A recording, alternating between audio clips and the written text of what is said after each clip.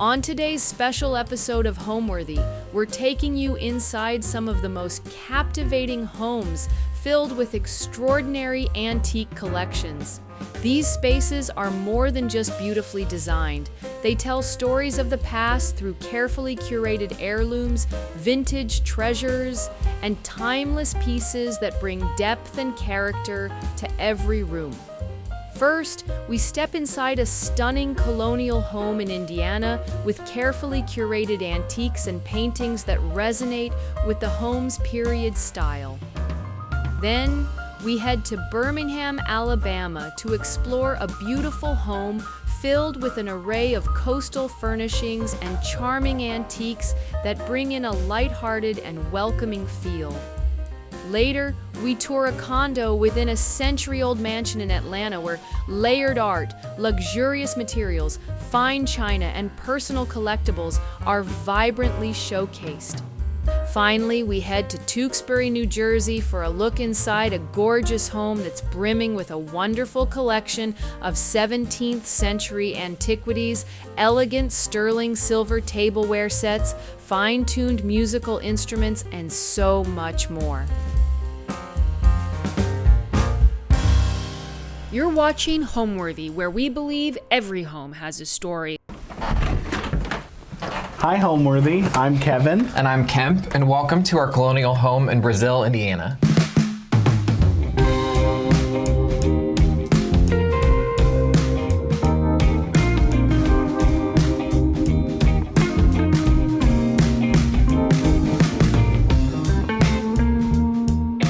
You're watching Homeworthy, where we believe every home has a story.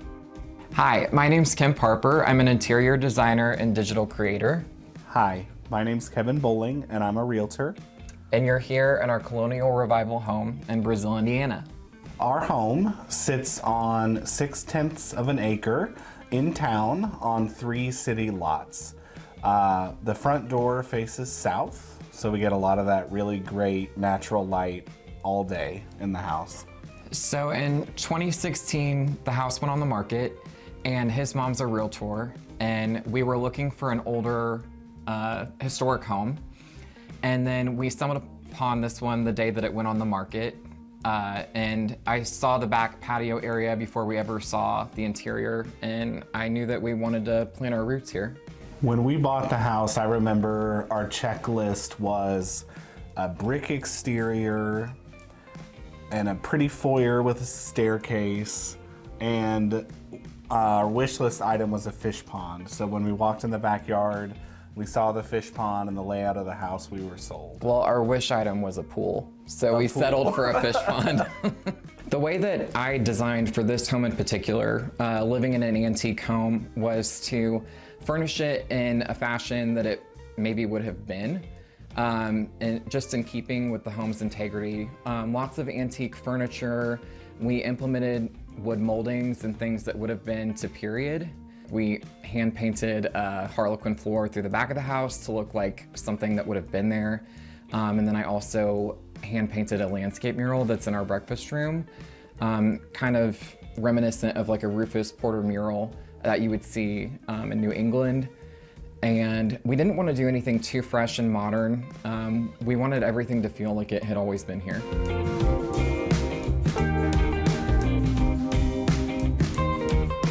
So welcome to our foyer.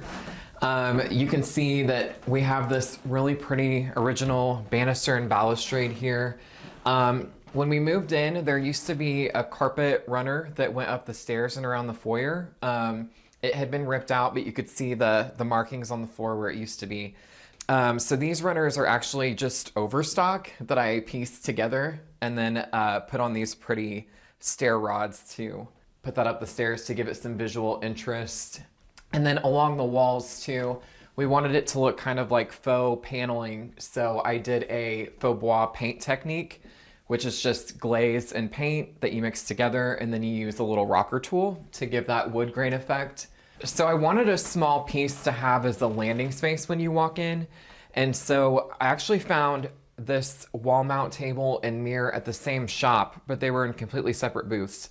I saw this first and then I saw the mirror and I was like, those would look really, really great together. So I liked that when you walk in. And in terms of the way that I style and decorate, it's usually pretty simple. I don't like a lot of clutter unless it's a collection of things, so that's why I just have the simple bust on there when you walk in. Over on this side, I wanted something that was kind of striking when you walk in. We have lots of vintage portraits throughout the house and oil paintings. So this is actually a wedding portrait, and it was him and his wife, but they were separated at auction. We got him after the fact, but I'm happy to have him here. I think the coloration is really, really great. It's really moody and interesting when you walk in. And then we collect antique taxidermy. A lot of people get upset, but everything that we have is antique, and it's been passed down.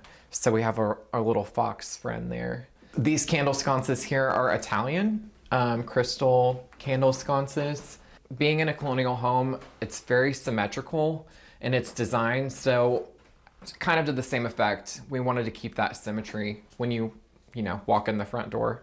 So this clock was a Christmas present from Kemp, and I really love it. And what he liked about it, what I like about it, is that it has a round top. We believe it's an antique German clock, and I just like how simple and elegant and timeless it is. So this rug here is actually antique again, but it's a bunch of deer hides that were actually sewn together. And I just feel like in the entry, it's very striking and graphic, and I like the texture that it brings to the space. So right off our foyer to the left is our formal living room. So Susan Maurer, who built our home, actually had a baby grand piano, not the same one, but it actually sat in the same corner. We found that out after the fact of bringing this home. This is Kevin's family's baby grand piano that they passed down to us. But what Mrs. Maurer would do is she would play the piano and then open this window, and then the neighbor kids across the street on their front porch would listen to her play here. So it's kind of special for us to have this piece here, and we didn't even know its history. And then in the living room, we have a lot of antique pieces. Everything's a little bit boogered up. Everything's got a leg loose, missing a screw. But this floral Bombay chest I thought was really, really sharp. I like the patina, I like the coloration. And so little pieces like this, I think, give the space character and a little bit of life. If you walk into the center of the living room, we sort of laid out this space so that you could enjoy two things at one time. So I don't love the look of a TV, but we do watch a lot of TV. So to have a little TV moment was important. And then I flanked this cabinet here with these Hepplewhite chairs and this tiger print, which I thought was really sharp. And I picked these chairs up at an antique store for, I think, $150 for the pair. And I thought that they were really, really cool. And then flanking the TV is a set of two sofas in like an olive green. And you might recognize this frame. These are just IKEA. But I like the slip-covered, tailored look. And then we each get to have our own sofa in here. And then on the opposite side is our fireplace, which is wrapped in a black marble.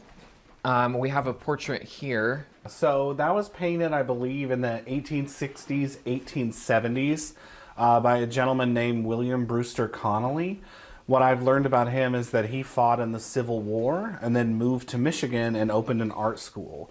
So this is, we are presuming, to be his self-portrait. When we bought this work at an antique shop in Indianapolis, they told us it was unsigned. But if you look at it really closely with a flashlight, you can make out his signature. So we thought it was pretty cool to learn a little bit more about the mystery man in one of our oil paintings. We do turn on this fireplace a lot, and that was another reason for bringing the sofas into the center of the room, is so that we could enjoy the fireplace. And it is nice when we host people at the house because it can seat a lot of people in here very comfortably, and you can enjoy the fire and the TV at the same time. And then this little tufted ottoman, I think that this was just Amazon, and I like to collect different coffee table books. So just stacks of coffee table books, keeping it really simple. All of these linen draperies throughout. I did this Greek key trim that I sewed on there myself to give them more of like a designer look. On the opposite side of the room is this cabinet, but it's actually a secretary desk that opens up. And then again, we have, I bought this at the same lot as the Hepplewhite chairs, this little tiger print bench I thought was really cute. And then this cabinet is actually filled with old law books that came from Illinois. A lady had posted them to Facebook Marketplace. She was actually just gonna burn them all. And so I think I brought home 4 truck bed loads of books. And you'll see them throughout the house in the library and other rooms, but I like the leather bound books, and I like how regal they look and feel in this cabinet. And then I also collect Staffordshire. So the little Staffordshire dogs up there are really sharp.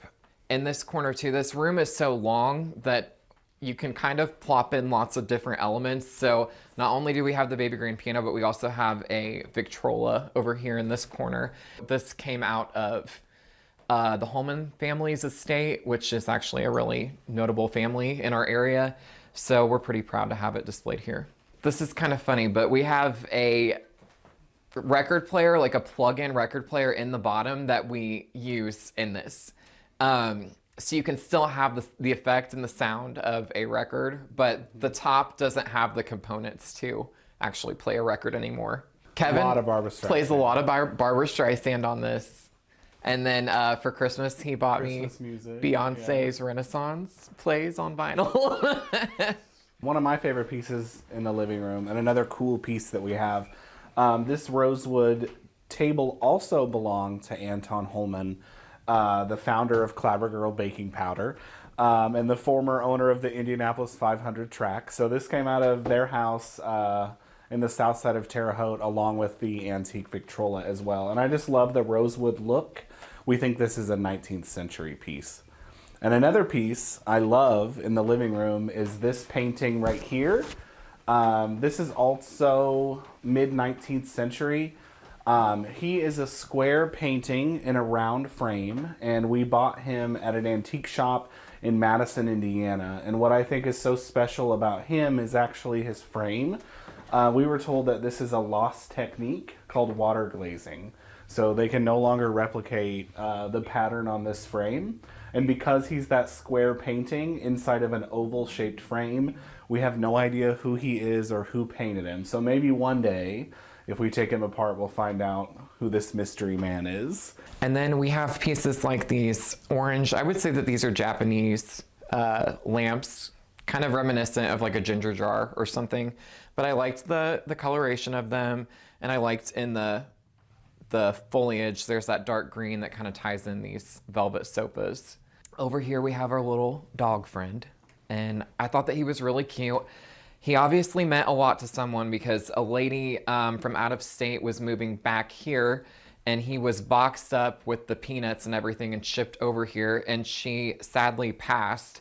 And then he was sold at an estate sale to an antique store right down the road. And so I saw him and brought him home, and now he means a lot to us. We collect like Staffordshire and other kinds of antique dog elements. So I think that he looks nice sitting here by the fire. So then also in this room, it was wallpapered over, but then I felt like it needed a little bit more visual interest. And the crown molding is original throughout the whole house, but I felt like it needed something a little more. So I added in this wood frame molding throughout the whole room. And this is actually just wood molding that I bought at a flea market for about $2 a piece. So I've always been a creative person, and that's what led me to a design career. And I was always interested in interiors from a very young age. And so I knew that when, you know, I had my own home one day, and when we had our own home, that I would want to make it a safe haven, something beautiful aesthetically. And so this house was just the canvas for that. We were very inspired by Martha Stewart's Turkey Hill, and it was the big inspiration for a lot of things that we've created here. The other thing too is when you're here, we're in the middle of a small town, and it doesn't feel like you're in town. We both grew up in rural areas, so it was important for us to have a little bit of space to utilize because we are big on homesteading. And so we wanted the space to have those things, but also be close to family. And so this house just kind of fit the mold. Welcome to our screened-in porch that's right off the living room. We spend a lot of time out in this space when the weather's warm. This is Katie. She is our rescue Wheaton Scottish Terrier. You can tell she has a really hard life with us here. One of my favorite things about the screened-in porch is that Kemp repurposed drop cloths and some piping into very cool outdoor curtains that protect us from the sun and give us a little bit of privacy. Also, for extra privacy, we created these trellises that are outside the screened-in porch. They were modeled after a 1930s garden catalog, some trellises that were available to order. So we decided to make it ourselves, and Kemp and I hung them up and planted vining yellow trumpets on them. In the same fashion that we did the living room, everything is pretty much brought into the center of the space. So we did that with this outdoor sofa and these two chairs flanking it. And then we added all of these little lantern hooks. It's really great to sit out here in the evening with just the candles on. The sun sets off to the west here, so it's really great to enjoy the sunset. It's also completely screened, so if it's real buggy outside, this is usually the space that we spend that time in. And then we also painted the ceiling a darker color just to give it a little bit more visual interest and kind of ground the whole thing. I also like lamps and lighting in general. So I added these sconces here on the outside of the fireplace to kind of give it some dim, evening light. And it's even great to sit out here and read a book if you wanted to. And then we also added in this concrete deer head. Like we have the taxidermy throughout the rest of the house. He's kind of in keeping with that. And then this is also a great space for houseplants. So we've got lots of plants that are a little bit more shade hardy. I just planted some succulents in these pots here. I collect copper watering cans, so some of those are out here as well. So this is a little outdoor sofa table, and it actually, these two bottoms here came with a glass top, and I didn't particularly like it, so I found these stone pieces and just put my own top on it. And then I collect a lot of garden ornaments, and so Kevin brought home this little cherub here, and so I thought it kind of grounded the table. So we come out here generally in the evenings. We'll bring friends out and enjoy a glass of wine and listen to music. This is definitely more of an evening space for us. It's also a really great place to listen when it's raining outside. And a few years back, we actually hosted his sister's wedding here. And so while she was upstairs in our primary bedroom getting ready with her bridesmaids, her husband and his groomsmen actually stayed out here, and we just shut the doors off, and they each had their own spaces to enjoy, and that was a really fun day. Now we're going to take you into our library.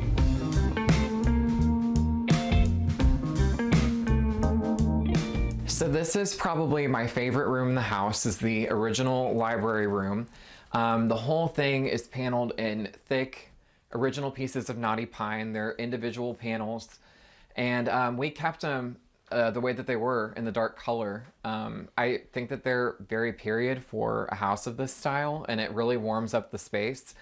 This space was actually Dr. Maurer. If he was seeing patients outside of the office, he would actually bring them in through the back portion of the house, down the hallway, and into here. And these cabinets behind Kevin actually housed medications for people. And when we first moved in, they kind of still had the scent of medicine, but now they are home to liquor. And speaking of liquor, this is where we set up our bar. This is a French chiffonier.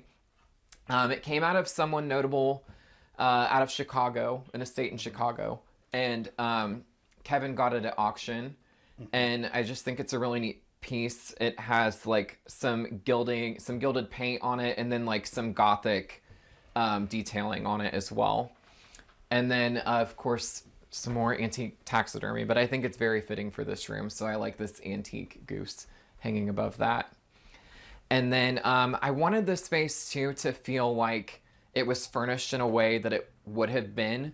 So I brought home these swan-armed chairs, club chairs, with a matching settee, and it has this old-fashioned kind of damask print on it. And then this is also a great place to sit and read. If you wanted to come in and read a book, have a cocktail. I love how like dark and kind of moody this room is. This is one of my favorite rooms in the house. Like Kim said, this is absolutely one of my favorite pieces. Belonged to Maestro Raymond Leopard, who at one point played music for the Queen Mother and Princess Margaret. So when he passed, we bought this from his estate collection, and I feel really honored to have such an old piece in such beautiful condition in our home. Some of my other favorite things in the library would be our original blueprints. We're lucky enough to have original blueprints from Burns and James Architects, who were pretty well-known architects in Indiana. They designed the old Weir Cook Terminal, the old airport, and a lot of the buildings on the campus of Indiana University Bloomington were designed by them as well. Also, after hours and hours and hours of work, we were able to locate the newspaper article from the Brazil Daily Times from May 6, 1940, about the building of our home, which we feel pretty special about as well. It gives us an inside sneak into the vendors and who they chose and the materials and finishes that were selected for our house. I like a lot of mood lighting throughout the house. So these sconces I just attached to these built-in shelves here, and it kind of looks like they were supposed to be there. And then since this is more of a reading space, I like this like task arm light that you can adjust the lighting, and you can sit here and read a book if you wanted to. And then every chandelier in the house is on a dimmer switch, so it can be turned down, and it just creates a really moody atmosphere. So a neighboring town to us is the covered bridge capital of the world. And so they do a festival every fall. And this little table here, this little hall table, was actually hidden in a booth under a bunch of junk. And I spotted it, and I thought it would be, you know, very fitting for a room like this. And it was only $40. And then we were actually antiquing in New England, and I saw the same piece priced for about $1,500. So I was like, we got a really good deal on that. And then a lady down the road moved into a house very similar to this, very different aesthetic from us, and she was throwing out all of these gilded mirrors. And so she just gave it to me for free to get it off her hands. And then I thought it looked really nice with this table, so it kind of sits here. To me, this feels like a gentleman's room where you would have a cigar and a cocktail or something. And so the only bathroom downstairs is this half bath. So I found this little old-fashioned restroom sign with the silhouette on it, and I thought it was really cute to play off of this room. So inside there's a little pedestal sink with a jade floor. And yeah, I think it's in keeping with what would have been here. So this is our corgi, Peaches. He just turned 9 years old. We've had him since he was a puppy. And he rules the house. We call it Peach's house. And he's a sweet boy. So then off the library is this back hall that leads you to our kitchen. So we have a really small kitchen, but Kevin preserves and cans with my aunt. And we both had grandmas that grew up on rural farm areas. So we were both kind of used to that kind of lifestyle. And so we decided if we have the space, instead of having grassy areas, we would implement gardens if we could. So we just put in a really big vegetable garden. And then we also have a chicken coop, which is home to 5 hens and 2 turkeys. We, like right off the kitchen, it's so small. We have pots of herbs and things that you can just walk out the back door and cut those and use those for cooking. It's a lifestyle for us. It's like rural living, but in town. Yeah. I think that we bring the outside in a lot of ways. Whether we're preserving and collecting honey, or whether we're canning, or Kemp's bringing in fresh flowers from the yard, or we're bringing in fresh herbs to cook, or we're taking kitchen scraps out to give to the chickens or add to the compost pile. We think our goal is to try to really live kind of in harmony with the yard and have it work for us as hard as we work for it. One downfall, in my opinion, is to this house is the original kitchen is just very small. The house does circulate. You can exit both ways, but people do tend to congregate in here. So my original thought was to draw your eye up. And so I put in these faux barn beams that I made from rough sawn pine. And I took a chisel and hammer and roughed them up and stained them and then put those up at the top. And then I ran some pallet boards on the other side of them to make it look like you're looking up at the old floorboards. And then added in this school light pendant because I thought that that was fitting for the ceiling. So we did keep the original cabinets, but there is a place for everything. And we had this dead space here. So we put in this open shelving concept. This is home to our everyday dishes. One piece on this that I am really fond of are these are Libby Knickerbocker Art Deco glasses. This would have been for sherbet or a cocktail. I bought these at a flea market for about $12 for the set, and online they retail for about $6,000 for a set. And these are original because they do have the thin rimmed glass on them. So even though it doesn't look like much, one really important piece to me in the house is this piece here built out of my grandma's barn wood from her 1800s barn that I used to play in as a kid. And it's backed with the red barn siding. And it's really important to me to have a piece of her here in the house. And then on top of it there, this is the dog station. But then Kevin built that really cute egg rack there. And we have 5 backyard hens and 2 turkeys. And I think it's just really charming and country to have those displayed there. These dishes are actually from the Terre Haute House Cafe. The Terre Haute House was an old hotel that sat in Terre Haute, Indiana. And they auctioned off all the remaining stuff from the inside of the hotel. And I waited for 2 days at the auction to buy these dishes because I love the look and the feel of that dinerware. And something else that was important to Kemp and I was to create that kind of accessibility. When you come into the house, you can just grab a cup or grab a dish and make yourself feel right at home. When we painted these floors, when we hand painted them, it ended up extending into the library because we just didn't have the money to do anything else. So once we finished the breakfast room and the kitchen and the hallway, it was just kind of made sense to just take it into the library and extend the flooring pattern. And this portion of the hardwood was actually covered in green linoleum that was original, but it's that glued on with the adhesive. So we had to rip up all that linoleum and hand scrape off all the adhesive and then sand off all the layers to get down to the hardwood subfloor. And yeah, this started the painted floor trend, but actually saved us a lot of money. We didn't have to tile or do anything different. Yeah. So this here, when we moved in, it had an over-the-range microwave here, and it just wasn't the right look, and it sat really, really low over the stove. So we wanted to do kind of like a craftsman look. We kept these are the original cabinets, and we did add things to them, like these corbel brackets and things. We built this and had it do like a little bump out moment and to tie it into the original cabinets, and I think that it's much more fitting in terms of the look. And then I wanted it to kind of come out like a mantle shelf, so we could prop a piece of art up there if you wanted to. And I'm just a big fan of rabbits in general, so that was something that was in my grandma's house, so it sits there as well. And fun fact too is Susan Maurer, who was the original owner of this house, also loved rabbits. And I was told by someone that she had a rabbit oil painting that actually sat in this house as well. So I think that she kind of lives through us in a way. I wanted the kitchen to feel very cozy. And a lot of people on social media get mad about lamps being by the sink, but I think that they're charming. And these are actually vintage Chapman lamps that we picked up on the East Coast last summer. And then we also collect copper cookware that we use.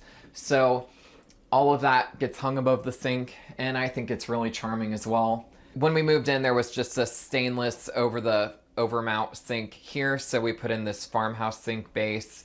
And then we did brass fixtures throughout the kitchen to tie in the brass hardware throughout the rest of the house. So I also work at Panera Bread, and these are the breadboards that they use at an actual cafe to take the baguettes in and out of the oven. to finish off the baguettes for baking. So when these boards get too old and they start to kind of splinter, they usually wind up in the dumpster. So I rescued these 4 and brought them home, and we just thought that they were such a statement piece. We do pizzas on the grill, and so we actually use these to take the pizzas off the grill and serve the pizzas on them. And then I've even used them, I've lined them with parchment paper and used them as charcuterie boards as well. One of the most functional parts of the kitchen, and also one of my favorite parts, is our canning shelf. So Kemp's Aunt Melissa actually taught me how to can and preserve. And so we have spent summer after summer just putting away green beans and apples and peaches and tomatoes. And we decided to create a space where we can store and have easy access to not only our spices, but also the things in the kitchen that we use a lot. So Kemp and I built these shelves into just what was formerly a dead space in the kitchen. And I just think it's a really beautiful way to keep things handy. Like, this is our homemade vanilla extract, our powdered sugar, and our pie weights. I keep tea bags in here, in addition to just a large number of jams and jellies and preserves and salsa, tomato sauce, apple pie filling, things like that.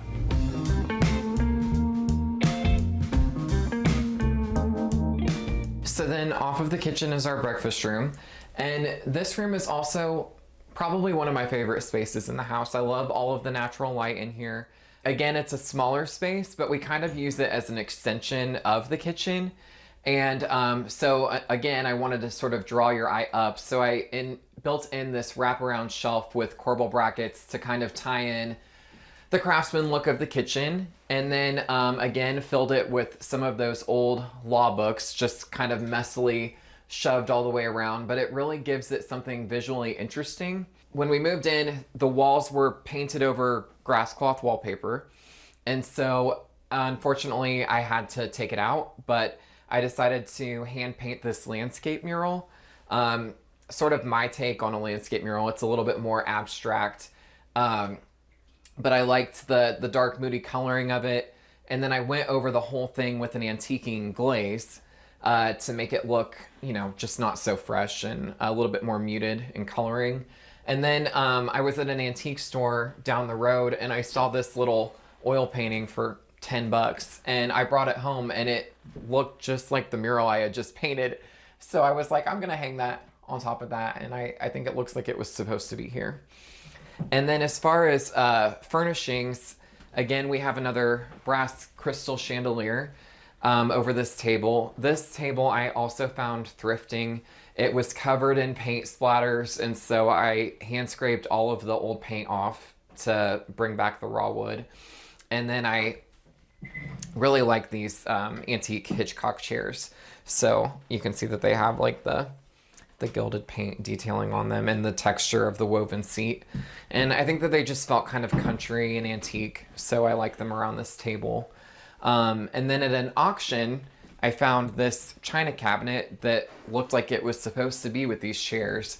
And I have filled it with our collection of jadeite. If people aren't familiar with jadeite, this stuff was actually given away at grocery stores if you would buy something with a specific coupon. Even at like fairs and things, you could... My grandpa said that one time he played a pinball game and he won at the county fair, and they were giving away pieces of jadeite as your prize. And then some pieces are important to me, like this little hen my best friend found for me when she was antiquing one day. But we love shades of green. That's why we collect jadeite, and you can see all of the green and the paint coloring. This too is one of my favorite things in the house. You can open it. This is an original Dutch door, and I just think that it's really sweet. And it leads you out to our breakfast porch there, which is another extension of the kitchen. So when you come off the kitchen, you can come in here to sit and eat, or you can go out to the porch as well. It's more of a casual space, but I will say when we're hosting, this is a great place to set hors d'oeuvres or cocktails up, and then it doesn't interfere with our kitchen counter space or what we're doing in the dining room. Something that Kemp taught me that I love, something that's really important, especially in an old house with a small kitchen, is you have to keep people moving. You can't let people kind of stay and congregate in one space. So Kemp does a great job when we're entertaining of doing a dessert bar in the library and a cocktail bar in the breakfast room and the buffet in the dining room to kind of keep people flowing through the house and seeing a lot and experiencing a lot. So then off of our breakfast room leads you to our formal dining room. I love to set this room up for like a formal dinner party. Not that we have many of those, but we do host Thanksgiving and Christmas Eve dinner, and we do set this table, and we can fit about 12 people around this table when the leaves are in. But this is was a Valentine's Day gift from Kevin. These are Noritake. They're not extremely rare, but I really like the coloring in them. I like the color palette with the green walls that we've chosen to put in here. And then I have the full set, so I have the full tea service and everything. We just did a really fun deal with Williams-Sonoma where they actually sponsored our Thanksgiving and Christmas tables this year, so these glass goblets came from there. And then one thing that I like to do to make people feel special and like they don't have to ask for it is I do these little salt and pepper cellars next to every place setting. So you have your own little salt and pepper cellar there. And when I'm setting a table like this, I like to have an element of life in one way or another, whether it be a flower or a fruit. I collect cake pedestals, and this is a prime example of how you could use those. I've used these pedestals to also set up like a dessert bar. At Christmas, we did a full Christmas cookie dessert table with these cake pedestals, and I mean this is just fruit from the grocery store, and then I went out and cut off some leaves of one of the trees in the back and layered that in, and it kind of to me looks like it's out of an old oil painting or something. And then off to the side here is this buffet table, and I also collect ironstones, so I have all of these ironstone tureens and platters and plates. And I think it creates sort of this very striking moment over here, all in monochromatic white. And I also am a big fan of Italian fruit porcelain topiary elements. So these are Italian fruit topiary lamps that I found antiquing one day for about 25 bucks a piece. I really love this chandelier that we found at an antique shop in Indianapolis. It's, I think, 12 lights. We think it must have come out of a hotel lobby or a hotel ballroom, given how grand it is. We just think it really fits the space well and fits the large table. It's also incredibly heavy. Well, and I think it looks too like something that would have been in here. Absolutely. The most important thing for me in this room is actually this table and chairs. These are Irish ringback chairs, and they're very sturdy. They're actually by Martha Stewart for Bernhardt. And if you're a Martha Stewart fan, you might recognize them from her first book, Entertaining, and you can see them on there. So these are not the originals, but they are a reproduction of what Martha had on the book that made her famous. And then Kevin and I actually met Martha, and she signed it for us. Kevin took this because Kevin has read this cover to cover. This has been how Kevin plans his Thanksgivings for the family. He makes pretty much everything the way that she did in this book.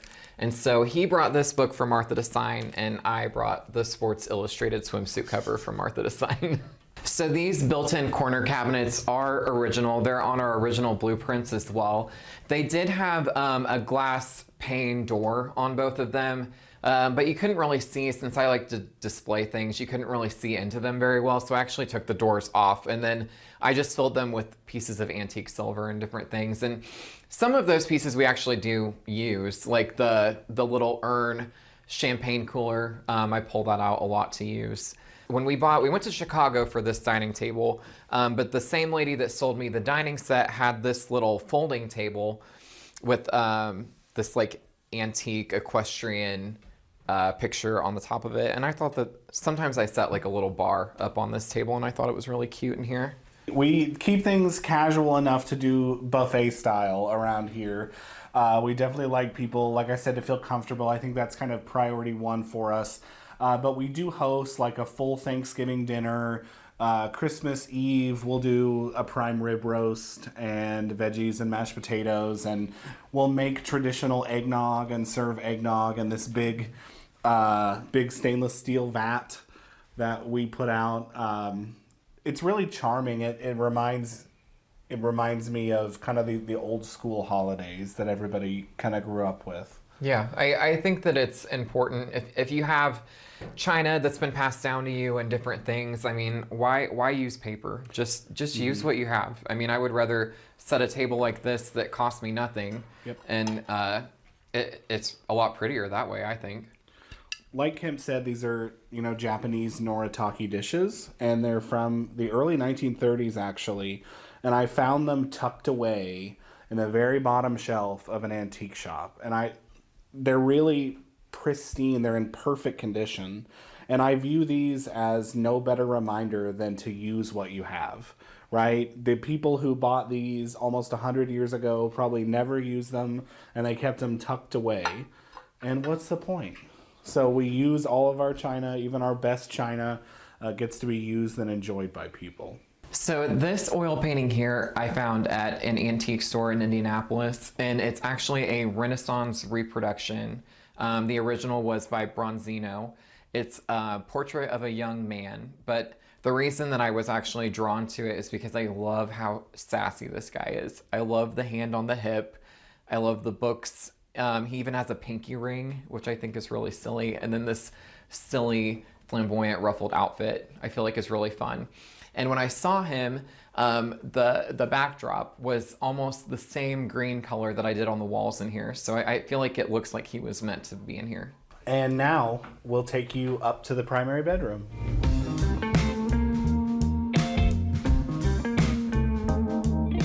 This is our primary bedroom. I fell in love with this poster bed. This is new. It's actually from Birch Lane. But when I saw it, I just thought it was so fitting for this room. I did a curtain wall in like a spiced rum color, which I thought was really chic. And then we flanked the bed with these faux leather ottomans. I like a big in scale ottoman, so you have a lot of landing space. And then again, some more Italian fruit topiary lamps in here. And then back here, I also collect these federal mirrors, which I think are really sharp, and I kind of like them in a collection here. And these bullet points that go around the perimeter are actually reminiscent of the first 13 colonies. So I like having them here in a colonial revival home. So then as far as bedding, it's kind of just like a high-low mix for me. Like we have a little bit more of an expensive down-filled duvet on top. And then I like a knitted blanket on the base as well. And then this coverlet on the bottom is just from Target, so pretty affordable. And then I like to add elements of texture. So I like these leather down-filled pillows with this little fur moment. And then my friend Blake actually taught me this trick where you can just go to Goodwill and buy an old belt, and it helps dress up any pillow. I think that was an old Nate Berkus trick. Up above the bed, this is just an Amazon dupe. It's a knockoff of a Restoration Hardware light. And I needed something larger in scale. I kind of wanted something a little bit glammy to give it some juxtaposition from the very traditional look of the bed. And it is also on a dimmer. So it's more just like for mood lighting or like a sparkle light. But I really like it in this room. So then in the bedroom as well, instead of having another case piece opposite the bed, I really wanted to have a little sofa area where you could sit and read a book if you wanted to. So we have this little tufted ottoman with these coffee table books laid out. And then I found this really cool print when I was antiquing, and I think it was framed and everything for about 50 bucks. And I really liked it, but I didn't know where I was going to put it. It didn't really fit going in the downstairs with all the oil paintings and stuff. But I also didn't want to give up the luxury of having a bedroom TV. So I decided that I was gonna conceal the TV behind, and I just hooked it up to a 2x4 with a piano hinge. So then you can have a TV as well. And then to keep this open, I actually put in a little door stopper to hold it into place. It's kind of silly, but Yeah, so you don't have to give up having a TV and you can still have the look of art. So in front of the sofa here is just this little tufted trunk. I like to have a little landing space, and it's kind of in your walkway here, but form over function. And I think it cozies up the space here. And then you can prop your feet up too if you want to sit on the sofa.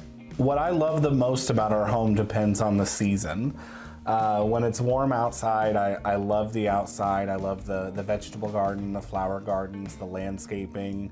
And when it gets colder, I turn in. And I love how cozy the interior space is and how relaxing and rejuvenating it is when the weather is not so friendly. And we kind of focus on inside projects. What I love the most about the home is the intention that the original owners had in terms of planning and placing it. The home sits on an axis. So the sun rises in the east over in the breakfast room in the porch area, and then it sets in the west, which is over on our screen porch area, so you can sit out there and enjoy the sunset. And then the back sits on the north, so that's the, it's a little bit cooler, the mossier side, which is where our fish pond resides. I just think everything here, the original owners did everything with intention, and I think that they would appreciate what we've done.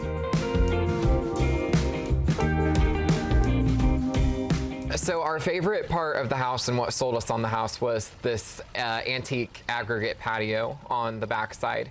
When we first walked out here, I didn't need to see the inside of the house. I was already sold. So we've tried to dress it in a way that I think it should have been dressed for the time. And so we've brought in these, I collect these Francois Curé. They are 1920s Art Deco, and we've painted them all monochromatic in this really pretty sort of jade green. Since we have a small kitchen, but the kitchen's right off the patio, I also collect terracotta pots. So I've got a bunch of these terracotta pots out here that are filled with herbs. So if you're cooking in the kitchen, you can just come out to the patio, take a little clipping to take in for whatever you're cooking. It's kind of nice. It's just another extension of a really small space. So another piece that I really like to entertain with is this antique bar cart. It's on wheels, so you can wheel it around. And my favorite way to set it up is with a Moscow Mule bar. So I have all of these copper mugs, and I do a little bowl of limes, and then your ginger beers down below. And then last summer in New England, I went to Nora Murphy's shop, and she had the cutest little bottle cooler with a little handle. And so you can carry it around. It's great for outside. It's antique brass, and I think that looks really cute on there. And then mint that we grew in our little pots on the patio. You can set it on there as well. And then another cool thing is when you're entertaining, the whole top comes off like a tray, so you can carry this around if you have guests sitting over at the table and set it down. We're standing in front of the fish pond, which is absolutely one of my favorite parts about this house. It is an antique aggregate stone fish pond, and it's gone through a few evolutions for us to get where we are now. I purchased this beautiful antique piece north of Chicago. I just thought that she was really fitting for the center of the pond. This year, I think we're actually going to put some koi fish inside the pond, just to bring another element in. People love it when we're entertaining. They love the pond because it's a really beautiful space. I think anywhere you can incorporate water has a really soothing element to it. I wanted to show you our driveway, which is made of this beautiful Brazil, Indiana brick. Our driveway actually used to be the foundation of the house that sat in the backyard of this house. At some point, I'm guessing in the 60s or 70s, Mrs. Maurer purchased the home behind this house and tore that house down to extend her big, beautiful garden. And she wasn't a wasteful person because she, like I said, she used the brick from the foundation of the home to create her brick driveway. And this was a big selling point for us. And then we had this garage here, which just had vinyl garage doors on it. And then we actually put on these garage skin veneer doors on the front. And then we built this pergola over the doors that I'm trying to train wisteria to grow on. And then our good friend Tim actually built a cupola as a Christmas gift, and then we topped it off with that. And I think now it kind of has the vibe that it looks like a carriage house. Home to me is creating an inviting space for anyone that comes in. We love to entertain. We try to make moments like that really special. So in places that we have like our china displayed, like we use all of that. We have open dish shelving that we implemented into our kitchen. So when people come in, they feel comfortable they don't have to ask, they can grab a plate, grab a glass. So just making people feel at home like we do here. Home to me is friends and family, and having people over, making them feel welcome, making them feel relaxed and comfortable.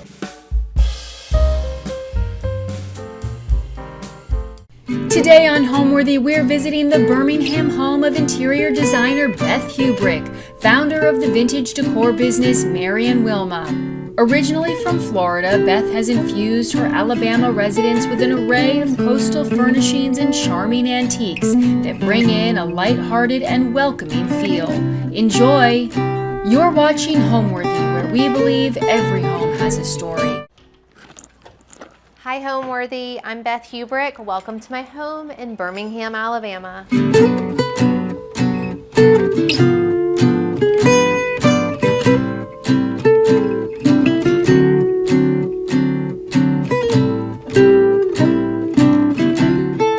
So here we are in the dining room, and originally for probably several years we did not use this as a dining room. Our dining room was kind of flip-flopped in another room of the house, but for some reason I just wasn't happy with where the dining room was and where the table was, and we never used it. Just sat there unused. And I'm such a big proponent of living in your spaces, loving your spaces, and using them and enjoying them. And I flip-flopped this table and put it in, which I guess really could be considered the foyer because it is the first room that you walk into. But I love it out here, and it's so great because we have this wonderful porch on the front of our house, and when it's nice and the weather is wonderful, we can open up the doors and people can walk through, and so it's so nice to have this option. And my kids kind of told me, said they would never sit here, they would never sit at the table, they would never use it once I flip-flop it. And this is where we do everything. We eat here, they do homework here, they hang out here. It really has been such a great space for us. I am from Florida originally, and so I love art and all things Floridian, and so that's why you'll see here, everything here is, pretty coastal. Some really special paintings. This is actually a rubbing, and my parents actually got this picture, and I kind of stole it from them. It hung in our house for a long time, and I've always loved it, but they're actually mahi-mahi fish, and when they come out of the water, there are these beautiful blues and greens and yellows. And so the only thing that is painted here is the eye. So I love this. And then my other favorite piece is this watercolor. Also, I stole it from my parents. But it just reminds me of the kind of Florida that I grew up in. Just really pretty deserted and desolate, and just the beautiful seagrass and the oats and everything. So I've tried to fill our home with things that feel like us and remind me of home. The rug actually came from, it's kind of funny, I was actually in a little vintage, an antique store in Anniston, Alabama, which is where my mother is from. And I saw it and I loved it. I thought the colors were so great. And the woman there has told me that it actually came from an estate sale in Birmingham. And so I feel like it kind of, came back home. And I love pinks and greens and blues. I mean, really, I think I'm just inspired by the ocean and Floridian sunsets. And so I think I kind of naturally gravitate towards those. The chairs, actually, I found on Facebook Marketplace.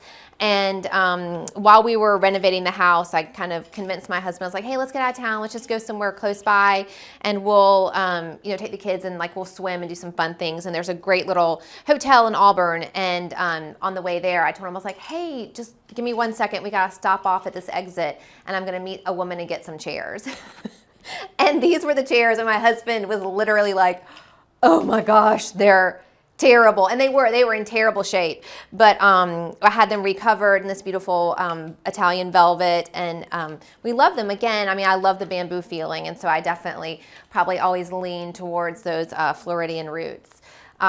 This is, I love this brass piece. It's a piece my mother gave me. I mean, a lot of times you'll see people put, firewood and things like that in it, but I love repurposing, beautiful vintage pieces and using them in different ways. I would love to say that I throw dinner parties at a moment's notice. I wish that I was that talented, but I think really it's more like friends and family. And really, I would say, I think just, a casual lifestyle. We kind of open up the doors when the weather is nice and maybe even watch football on the front porch and just might have, chips and dip out there and people kind of going back and forth. What I love about this space is that it's so open to our other living space. And so I think it feels, when we have friends and family over, it feels so conversational because we can kind of be in both spaces at once. People can be eating, people can be lounging, reading. I think that's kind of the beauty of these two spaces working together. And, the area that we live in Birmingham is kind of known for having, smaller houses. And so you really have to make the most of your square footage. And, we've tried to maximize all of it and just to make it so that it's just a really functional and inviting space for us too. In our dining area, we painted this. It's actually, everyone's always like so surprised to learn, and we painted it in our other living space as well, but it's actually called Newburgh Green, but it reads very, very blue. And again, I think when we renovated this house, the house is about, oh gosh, it's over 100 years old. I wanted to be true to the house and honor its past, but also bring in, some color and make it feel, I guess for me, kind of like my Floridian roots. And I love blues and greens. And this, you would think that this dark color, I think sometimes people think, oh gosh, it's gonna make the room feel so dark, but it's really so open that when you think about the walls and how they're painted, there's actually not that much wall because there's windows and doors and cased openings and things like that. And so I think it lends itself really well to all the natural light that we get in here. This lamp is kind of a fun find actually off of Facebook Marketplace. I kind of drag things home all the time from Facebook Marketplace that my family is kind of like, what is that? But I love it. I love this lamp. I mean, it's just unusual. I think it's fun. Of course, I gravitate towards these like terracotta kind of pinky colors. A really dear friend of mine custom made the lamp shade for me, which is, she's so talented. And so that was really fun. I had this fabric from Downing's, and it was just, I was like, why not? This space is kind of weird. We've thought about putting in like bookshelves at one point. I don't know, maybe we will, but I just thought, it's always great to have more lighting. And so we went with this one here. So this is just kind of like our little console area. I think, design can be so much fun. And so I love having my little statue lady here with her fun. So, sometimes I change it out during the holidays and give her crazy hair and things like that. But I found this mirror at an estate sale and kind of just fell in love with the beautiful color. I love it against the red. And then I've just really surrounded this area with, lots of artwork that I love. My mom has a wonderful friend who's an artist, and we've included her pieces here. You can see there's this great, it's actually a piece of wood that was carved. And if you look at it, you can see it's actually a mother holding her baby. And so my mom's friend actually carved the wood and then made the block print. And so I love having pieces that are special to me. This painting is actually a Matisse. It really is a poster. And when I was in graduate school in Houston, Texas, didn't have a lot of money. I was actually living in a dorm for my first semester. I didn't know anybody there. And I just thought I have to have some color and I have got to have some artwork.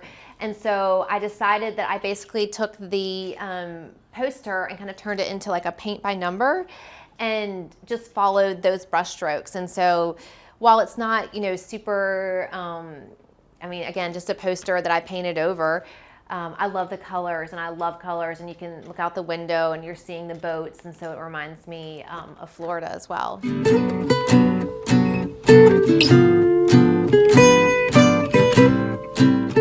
So this is kind of our, I guess, our front living area, and it's right next to the dining room. And what I love is that, again, that it just kind of has this openness that people can be eating or maybe even playing a game at the table, but then you can be lounging and hanging out. Obviously, we've got this big chandelier with the beaded work. And I mean, again, it has that Floridian feel to it with the bamboo. And this is a great table, actually a draper's table that I got from an antiques dealer, and have just filled it with things that, that I love. I actually got this sconce from an antiques dealer, from the same one I got the draper's table from. And when we were renovating the house, I only had one. I wasn't sure where it was gonna go. And I was in another a totally different antique store, totally different part of town in Alabama. And I called my mom and I said, I think I found the mate to that sconce, except it was black. And so sure enough, you know, she sent me pictures of this other sconce, and I'm comparing them, and I'm like, oh my gosh, this is the same one. One of them was not hardwired, but the other one was. And so we basically took the black one, had someone work their magic and kind of make it match the other, and then had it hardwired. And so now we have a pair. And I mean, I cannot believe we found them in two totally different places. So I have a very kind of unusual career path. I'm actually a dietitian by training, which is so strange. And I worked in that world for several years. And then when we were renovating our home, I started finding things that I just loved, but I was like, gosh, I don't think this is going to work in our house, but it could work for somebody else. And at the same time, I was also starting to sell some of the things in my home that I knew we were not going to be able to use once we moved back in post renovation. And so what I kind of thought, I was like, gosh, like I feel like I don't really even consider myself an antiques dealer, or I really consider myself more of a matchmaker and finding funky, cool, unusual pieces that I know really deserve a second story and could live in somebody's home. I think every home obviously has a story, and I think that's what's so fun, is seeing people and how they live in their homes. And I mean, I love walking into a home and looking at all the different pieces and kind of figuring out like who this person is. And so that for me has really been so much fun in my business, Mary and Wilma. And I love to share these kind of funky, fun, unusual finds from the past. We've got some great, these are actually storage ottomans from the inside. I love them because you can, I mean, they're so great to put your feet on, and you know, having the storage is so key. This great pair of barrel chairs, even though they are small, and I actually love smaller chairs because it's really hard to find. And my husband, who is over 6 feet tall, he loves these chairs. You would think they're too small for him, but he thinks they're so comfortable. But I love smaller chairs because you can use them in so many different ways and in so many different places. I found this settee from another vintage dealer on Facebook Marketplace, brought it home. My kids told me that you cannot mix pink and red and green, and I am like, oh yes you can, for sure. This was another fun find. I have loved this lamp, and when I first polled people on my Instagram, on my Mary and Wilma business, I mean, people hated it. They were absolutely hated it, and told me that it looked like a lamp that might have been in a Holiday Inn in Las Vegas, which I actually think sounds pretty fun. But I love it. We've added this shade from Ballard Design, so I think gives it a totally different feel. And that's what was so fun, was because once we added a new shade to it, people kind of, you know, got the vision. They were like, oh, I can see it now. So I love to have, you know, different unusual things. This is an old piece that actually my mom got from a friend of my grandmother's, and I just painted it just to give it a little update. And I love the blues against the blues, and kind of having that together. I mean, all of this is really a great vintage store in Tuscaloosa. I love the table because of like the fretwork and just the different lines. And of course it's bamboo, and the color, it was already this perfect shade of minty, awesome green. This sofa, so funny. I actually found this sofa on Facebook Marketplace, and I had been messaging with a woman, and then all of a sudden she kind of stopped messaging with me, and I thought, oh gosh, someone's bought it, or I've just lost it, or whatever. Anyway, she eventually got back to me, and it is in pristine condition, and she told me that her parents, she lived in Aruba, and this sofa came from Aruba. There was one nice, really nice furniture store there, and her parents bought it, I think in the 70s, and then they shipped it back to the States when they moved home. And so my kids and husband, they sometimes call this the Aruba room. But I just love it. I mean, the red detailing, I mean, all the stitching, I mean, just in pristine condition, and I just love it. It's probably one of my favorite things in the house. And I love these older like vintage sofas because they're so long and you can really, you know, stretch out on them, which is so fun. I'm kind of a mix it all, modern, traditional, Floridian, Southern. I mean, I kind of love it all. And for me, it's really about just what I love and what feels good. I mean, I got this, I saw this pheasant at an estate sale and I just thought he was so beautiful. I'm not a hunter. My husband's not a hunter, but I just think the colors and the feathers and the patterns are so pretty. And he was a little bit more than I wanted to pay, and so I kind of walked away from it. And then my sweet mom surprised me and gave it to me as a birthday present. And my husband said, "Your mom gave you a dead bird for a birthday present?" And I was like, "Yes, best birthday present ever." And so, I mean, here, I've got my pheasant, and then I've got this shell encrusted lamp that I actually found in North Carolina out hunting. So I love to like have a whole mix. This is a horseshoe crab. I mean, my kids and I actually found this in an area in Florida that we actually love. I mean, there were so many one time that I think lined this whole entire dock with them. And so we brought this one home. It was already dead. So no horseshoe crabs were hurt. But just, I mean, I love to fill things in our home and that feel memorable and remind us of, you know, fun things that we have done together. I really had bought this chest originally to sell as part of Mary and Wilma. And when I got it home, my husband just absolutely fell in love with it. And so, you know, if your husband falls in love with a piece of furniture, you can't sell it. And it really has been so fabulous. It's got great storage. And one like little trick that I love, I keep all of my linens, my napkins and everything in here, but it's perfect because I can see and mix and match, and I love to do tablescapes and things like that, and so it's really fun to have those in here. And so if I can get the drawer, there we go.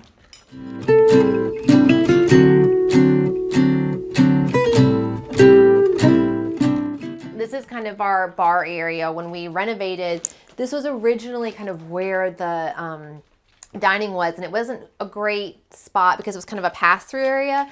And so my husband really wanted to have a bar, and so this is kind of his area. This wallpaper is from Cotton and Quill, and she's so talented, and I've always loved it. And I love, again, like the pheasants and the flowers, and so it feels, you know, very traditional, and it kind of drove really the color scheme for our home with all the blues and the greens. But I love, you know, I'm such a big proponent of using the things that you have. And, you know, a lot of this glassware was my grandmother's, and I think you should not be afraid to use it. Like, what are we waiting for? Like, I mean, what are we waiting for? Bring it out, use it. I mean, you could be having just your girlfriends over and get out your favorite crystal. In the same respect, I mean, I found this set of glasses.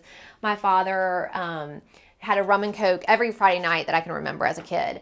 And somehow over the years, I think we had 4 of them, they broke or we lost them or whatever. And I found a set of 4 in New Orleans, and I kind of was like, I don't know, I'm going to think about it. And of course, I went back the next day and they were gone. And so I was like, you know, lesson learned, you love it, you should buy it. And I found these in an estate sale, and they're my favorite glasses. Like, I love them. It's what I know they're not really right for drinking wine out of, but that is what I drink wine out of. And so they're my favorite. And then a lot of this glassware here, I mean, some is new, some's old, but the blue is from an estate sale. The amber were my grandmother's. They were Mary's because my business is named for Mary and Wilma. But I love, love, love colored glassware so much. These were her juice glasses. And so I think just like bring it out and use it and enjoy it. And that's what makes it so much fun is to, you know, there's my glasses, I've got my napkins and linens over there. I can see what kind of mix and matches. And so hopefully, you know, that I think can be inspiring and make you try different combinations you might not have ever tried. But this is one of our favorite. Like, we love coming in from the porch and, you know, fixing a glass of wine or making a drink. And but this is a, you know, a fun area for us. I love old bottles, and I just have to say that I got this shell encrusted bottle from a sweet antiques dealer. So wonderful. It's one of my favorite pieces. It's kind of probably like, you know, if the house was on fire, I probably would take that one with me. And the other fun thing is we found this sign, "We guarantee all our workmanship." It was like in one of the kind of on the porch. It was like stuck inside of like the masonry rocks. And when we were renovating, we found it. And I was like, gosh, I was like, what a great, you know, motto to live by, is that you guarantee, you know, your workmanship and all the things that you do. And so we kept it and kind of put it on display as just a fun reminder. This is Cotton and Quill, and she has these beautiful wallpapers and also fabrics. And so I actually kind of did this myself. Don't look too closely, but you know, because it's definitely not perfect. But I love the idea of matching the lamps and the wallpaper. And these are just the cordless, you know, Amazon lamps. and I just, you know, added the shades over it. So just something kind of fun.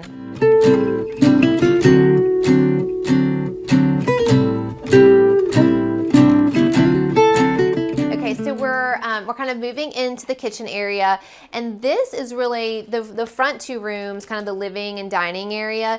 We really left pretty much the same when we renovated. It was this area. The space was great. We really didn't add on a ton of square footage, but what we did was kind of reconfigure things just to make it, you know, more livable for us, but also tried to stay true to, you know, the character of the home and whatnot. And so originally I have always, you know, loved like really bright, airy white kitchens. And I saw a magazine article and it really had black cabinets, and we decided, I was like, gosh, I think we're gonna have to paint the cabinets dark. And so it's kind of this like moody green, blue. I mean, obviously it's a theme in our house, lots of blues and greens. But I love the dark cabinets. The wood, when we were renovating, we actually, over here and over on these built-ins, we actually had to do some work where we were shoring up underneath the house. And these were some of the original beams that were underneath the house, and they had to come out. And so really, fortunately for us, our builder was so smart and suggested that we, you know, cut them and use them as countertops, which I love. I love having that piece of the home here and the fact that we could reuse those materials. This is probably, yeah, I mean, the kids, like, they're always around the island. We're always around the island. This is kind of the hub of our home. And I love the built-ins over here. I mean, it's just so fun and functional because I can grab glasses if I need to. I can, you know, get plates if I need to. But I love also bringing out, you know, beautiful pieces and displaying those. So you'll have, you know, I've got some old driftwood, obviously lots of flamingos and shells, but again, just making, I think that beauty and function can come together. And so I love, you know, I love seeing the pieces that I love out here, but then also, I mean, it's easy for kids to come and grab a plate and make a sandwich if that's what they need to do. Most of these are from estate sales or antiques and vintage shops. I mean, I know some people might think it's totally strange to have, let's see, I'm gonna turn this around, to have like a sponge, but I love, you know, these old like sponges, and so they're so much fun. I mean, so it's kind of strange to have a piece like this, but I love it, and it brings texture and warmth into the space. I mean, I've got, you know, lots of glasses. I really love these little flamingos. I mean, lots of birds. And again, all of these are really from kind of mostly estate sales and thrift stores, things like that. I found this little light at a thrift store, and you know, there's just something about like having like a little light that when you come into your home or in the mornings or at night as you're leaving, it's just nice to have that extra little bit of light. This actually is from Amazon. I mean, I'm a big proponent of mixing, you know, old and new. So I love having, you know, a little bit of everything. This is a favorite Birmingham artist. I love her, and she does watercolor. And then this is actually a picture of our house when it was first built. And so, and it really hasn't changed that much from the outside. And so I love that. So these, I've just again filled this with pieces that I love. This little banker's box that I got from a antique store. It actually has all of my recipes and things that I love in there. And so again, not its original purpose, but you know, you can use things in a whole variety of ways. So originally, you know, we had these pocket doors and my plan was for this to be a pantry. And I was like, it will stay closed. We will live like this. And yeah, we didn't live like that. I mean, there's kids and we have a dog and the doors were always open and it was full of spices and I don't know, things you don't want to look at, or I didn't want to look at. And I actually read this article in Veranda, and it was talking about how they turned this kind of closet into a party closet. And I had this like epiphany. I was like, what am I doing? Why do I have the spices out? The spices can go in the drawer, you know, the Bisquick can go in the drawers. I was like, we've got to bring out all the things. And so I brought it all out and I love it and so now the doors stay open. It doesn't bother me and it's so much fun. The ceilings are so tall in here. I mean, I've got all kinds of glassware. I mean, dishes. I love dishes so much. Tablecloths are up at the top. That's why I have my ladder because I can bring it in and out and get to things. And we even have like a little coffee station in here. The kids, there's a little refrigerator underneath here so the kids can grab beverages, get whatever they need. And it really like does make me so happy. And I mean, again, just being able to see my plates and be like, oh, wow, that would be really cool. So let's mix like these black and white ones. Let's pull in these amber glasses. Let's pull in this. I mean, so that has really been so much fun for me. This is, it's called Palladium Blue, and it's also in the bar area, and I really loved it. And when you're sitting kind of on our sofa and you're looking this way, like out towards the front of our home, it's kind of nice because you can see the Palladium Blue in the bar area and then see the Palladium Blue kind of peeking out in the party closet. But again, I'm just such a huge fan of living with what you have and what you love and bring it out and display it. I mean, what a shame to like put away those beautiful dishes that your grandmother had that you have great memories of, or, you know, I mean, I think this is just, I think it's so much more fun to live with the things that you enjoy. Having all these countertops really has been so nice because it gives me not only a fun way to display things, but also gives me a lot of prep space and places to put things and things to set out and things like that. Sometimes things you maybe purchase with a client in mind sometimes become your own. I found the plan when we renovated was always to put a really beautiful painting here, and I had something here and I loved it. I loved it so much. And I found this other painting at a vintage and antique store. And when I brought it home, I just kept looking at it and I thought, gosh, it just belongs up here. And so I fell in love with it. Luckily, I had not promised it to a client. So she didn't know, but the colors just felt so good. And that black feels really lovely in the painting. And so it's become a part of our home. And I love that it's so large too, and it kind of goes all the way up over the range.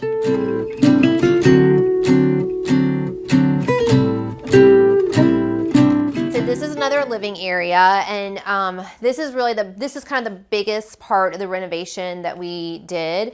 Was my husband had always wanted a fireplace. When we moved to this area from Atlanta, my husband said he wanted a garage, he wanted a man cave, a basement, and a fireplace. And this house had none of those things.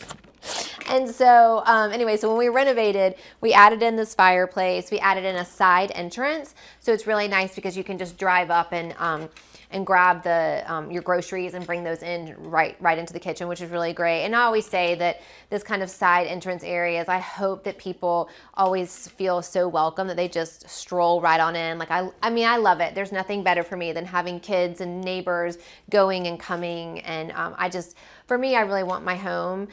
Obviously, I would love for it to be beautiful, but I also want it to feel so warm and welcoming. Because I mean, that's the thing for me is I want people to walk in and just feel comfortable and be like, God, this is so fun. I want to hang out here.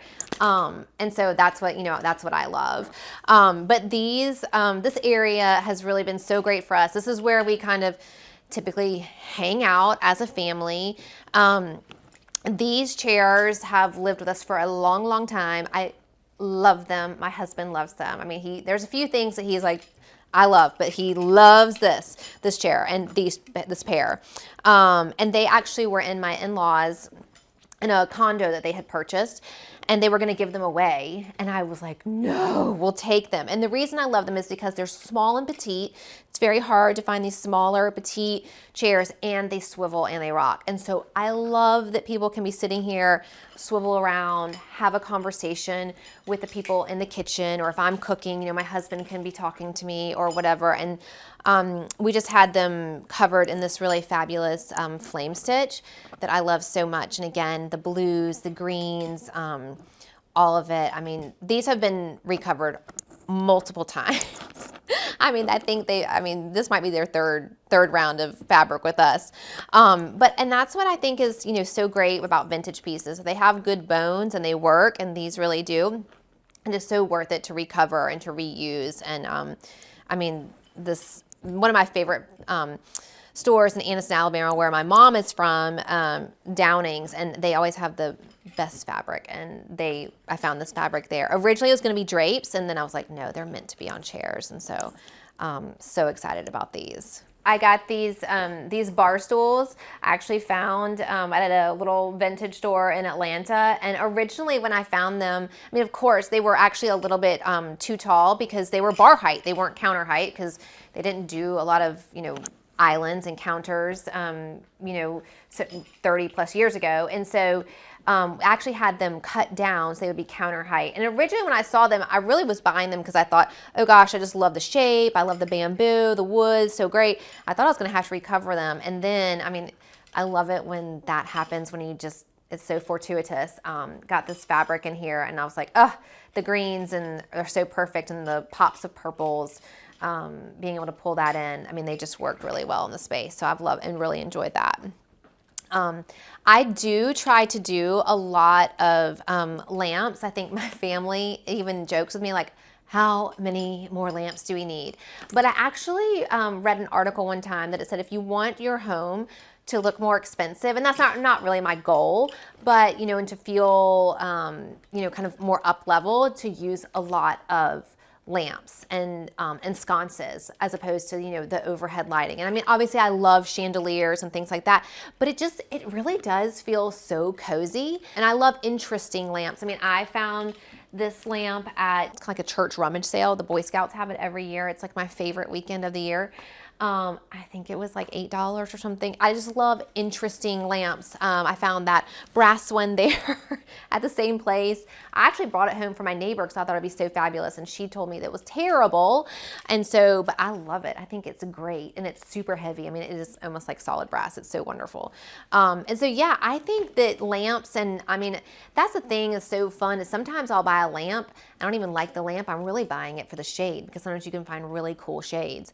And that's, I think, so key, is that people forget, you get a lamp. Originally when I purchased this one, it did not have this shade on it. I found this shade on Facebook Marketplace. So you can really make things feel so different just by changing out the base or the shade and kind of giving it new life. But yeah, I'm a huge fan of lamps. And now that they sell the cordless, portable lamps, what a game changer. Those are so great. I actually got these off of Amazon.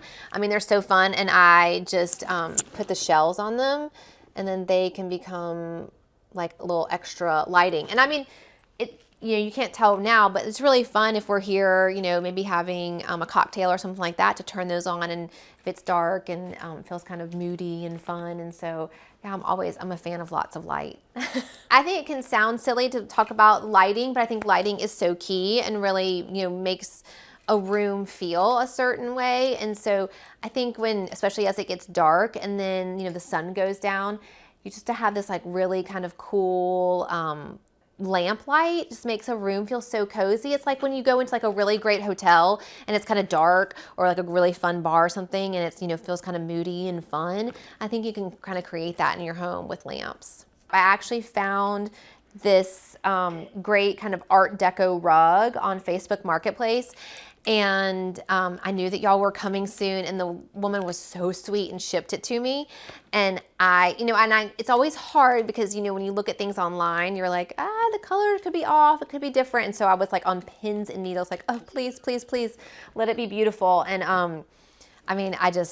I fell in love with it. I mean, my kids were like, another rug?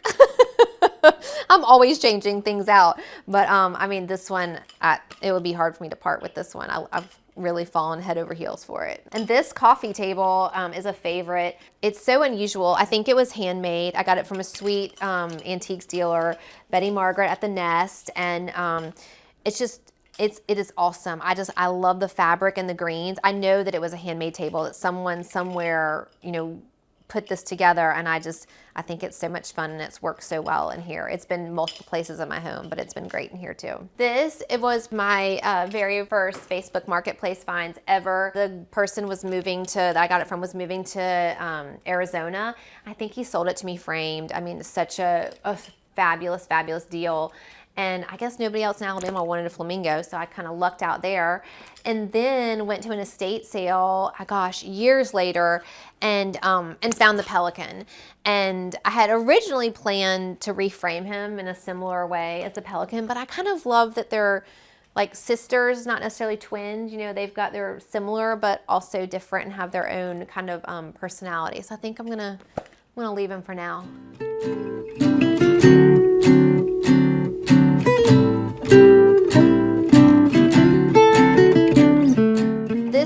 It's really it's kind of a pass-through room, but it kind of gets us to multiple places in our house. And, I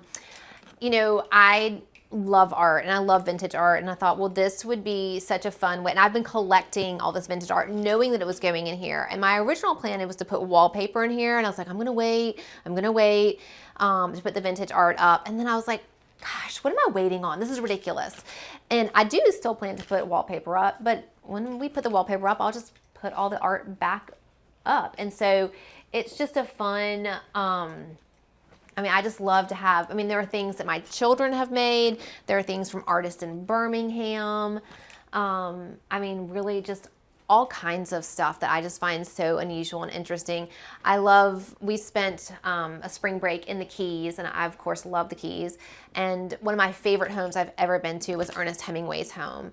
And I happened to be in this kind of old, this house that was having it was a estate sale, but also, they were selling, it was a really old Alabama house, and they were selling pieces out of the house, like fixtures, like stair railings, all kinds of things. And somehow I found this picture of the Ernest Hemingway house. And I was like, that is so cool.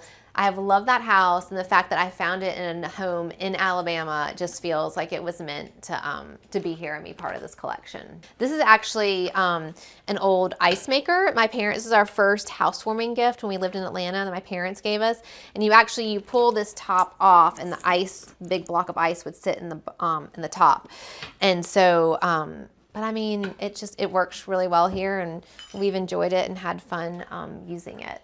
And these are I found these green shutters from a sweet antiques dealer, Betty Margaret. And I love these green shutters. And then found these great palm sconces. Actually, a friend found them, and we drove to Montgomery to get them. And I just think they're so great. They just, again, remind me of Florida. But this is the area we call, my kids call it Central Command. And because this is where all the stuff goes. And I know it's probably not super editorial, but you know what? It's got to be fun, right? You got to have, some fun calendars, and a friend gave this to me, and I love it. It kind of keeps us all on our toes. But this is where we kind of do, all the things. It's my gift closet. I keep like little gifts in here. I have wrapping paper in here. It's where I come and do my work. I have, art here that I'm saving to, put up and frame and things like that. But I have filled it, with things that I love, and I love this space so much. It is tiny but mighty, And I think one of the things that I love most is this paper mache parrot. I found it at an estate sale, kind of use him like a chandelier.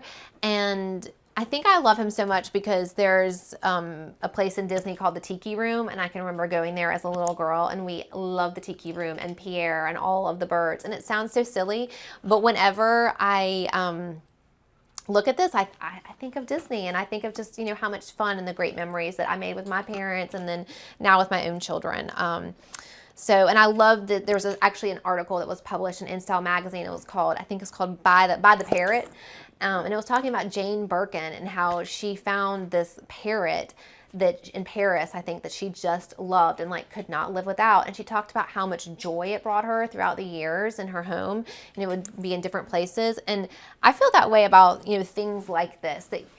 It sounds crazy because, you're in this estate sale and you're like, oh, what am I going to do with the paper mache parrot? It's so weird. But he really does bring me so much joy. When I open it up, I think about just great memories, and I love having him there. And so this is kind of again, I'm a big fan of things can be functional and beautiful. So this is the work spot area, but it also has my sewing machine and crafts and glue guns and all the things, and a printer and everything. So I love, but it can be pretty too. Yeah, I never map anything out. It makes my husband crazy.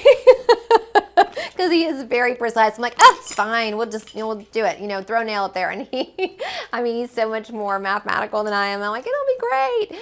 And I'm sure there's a better way to do it, but I'm just I just want to live with it and enjoy it and love it and put it on the walls and let's go and know that, it can change if I find something else. It's okay. But yeah, I think that, obviously, I think a basket can be a work of art. I think a plate can be a work of art.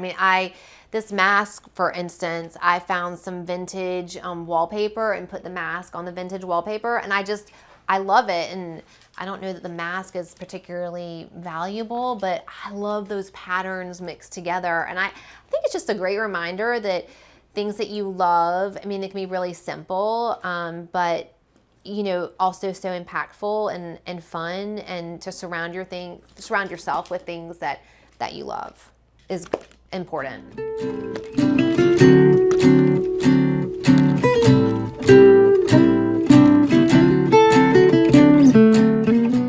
So this hallway kind of connects all of the bedrooms and the girls' Jack and Jill bathroom. And it just, I don't know, it just always felt a little blah and just needed some personality. And again, I do love black and white. It's so graphic. And so wallpaper, we thought about doing wallpaper in here and decided against it. And then I just kind of got in here with a beauty blender, little sponges, wet it so that it was, a larger size. And basically kind of really, when you think about the 80s and sponging your walls and stuff with painting, that's kind of what I did.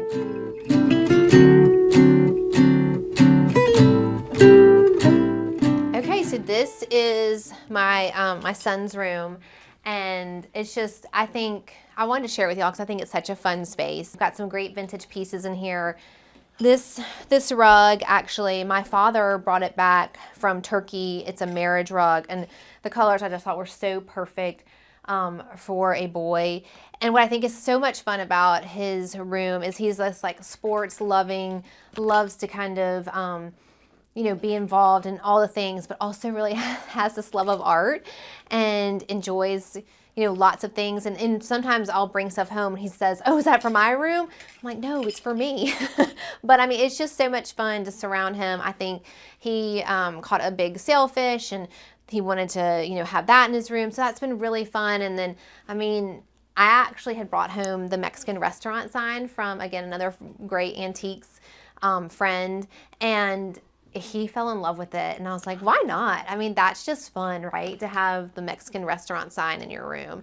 And so it's really just filled with just a lot of things that he loves. My daughter and I created these lampshades, just kind of doing some fun patterns and fabric markers and things like that. And he is, he's an easy client. He was happy with just to have all the things. I think it's fun, again, to be surrounded by the things that you love. He really is my kind of coastal, like we both, love the coast. He loves the coast. He loves Florida. And so, that he loves to be surrounded by the things that he loves. So we've got lots of ships in here. Huge Florida State fan. And so we've got lots of Native Americans in here. And I mean, just a really fun, lots of great, wonderful pieces. He wanted to have a desk in here. And so I actually found this again. I mean, it's a Facebook Marketplace find, but it's vintage, bamboo. It just worked really well in here. It's got great storage.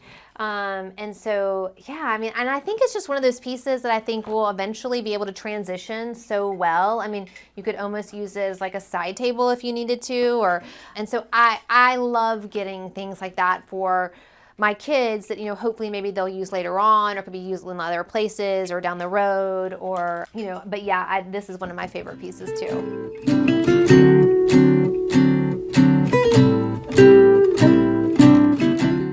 So this is my daughter Harper's room, and it's been really fun because we just redid this space for her. She wanted something that felt a little more like her, a little more grown up, so I'm gonna let her show all of you what she loves about her room.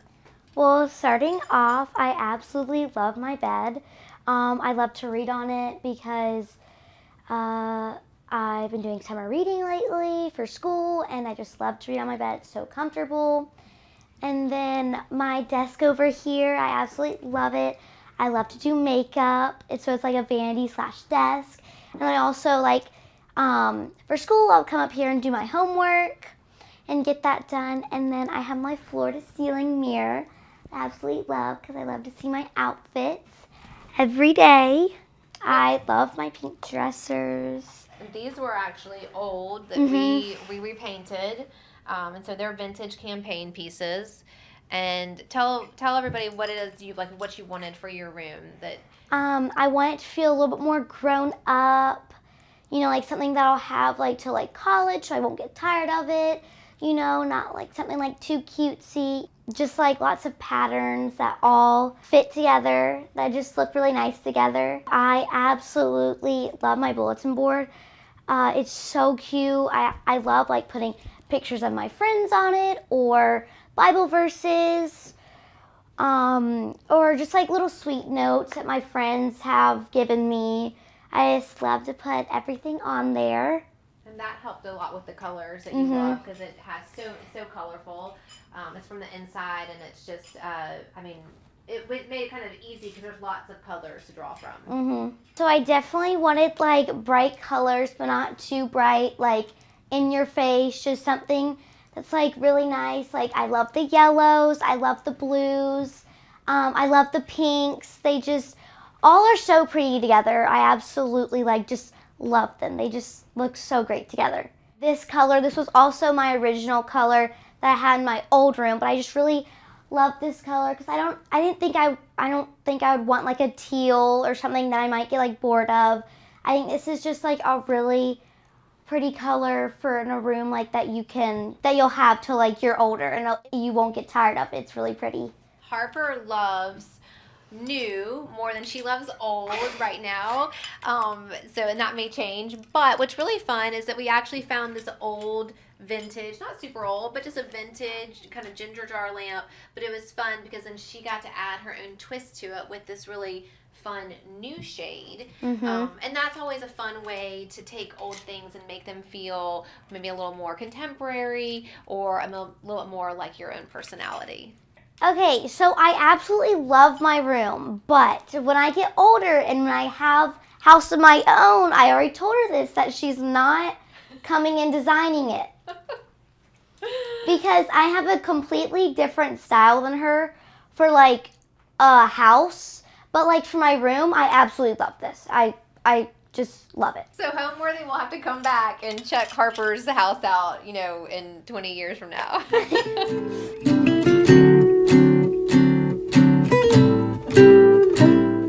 Okay, so we are coming into my girls' bathroom. It's a Jack and Jill. And we really did not renovate the upstairs. I mean, this is pretty much true to what it was. And we originally, I had thought, I'm like, gosh, we probably should gut it. And I am so so glad we did not gut it. I love it so much. It's probably one of my favorite spaces in the home. I mean, it has this like quirkiness to it that I think you just can't get other places.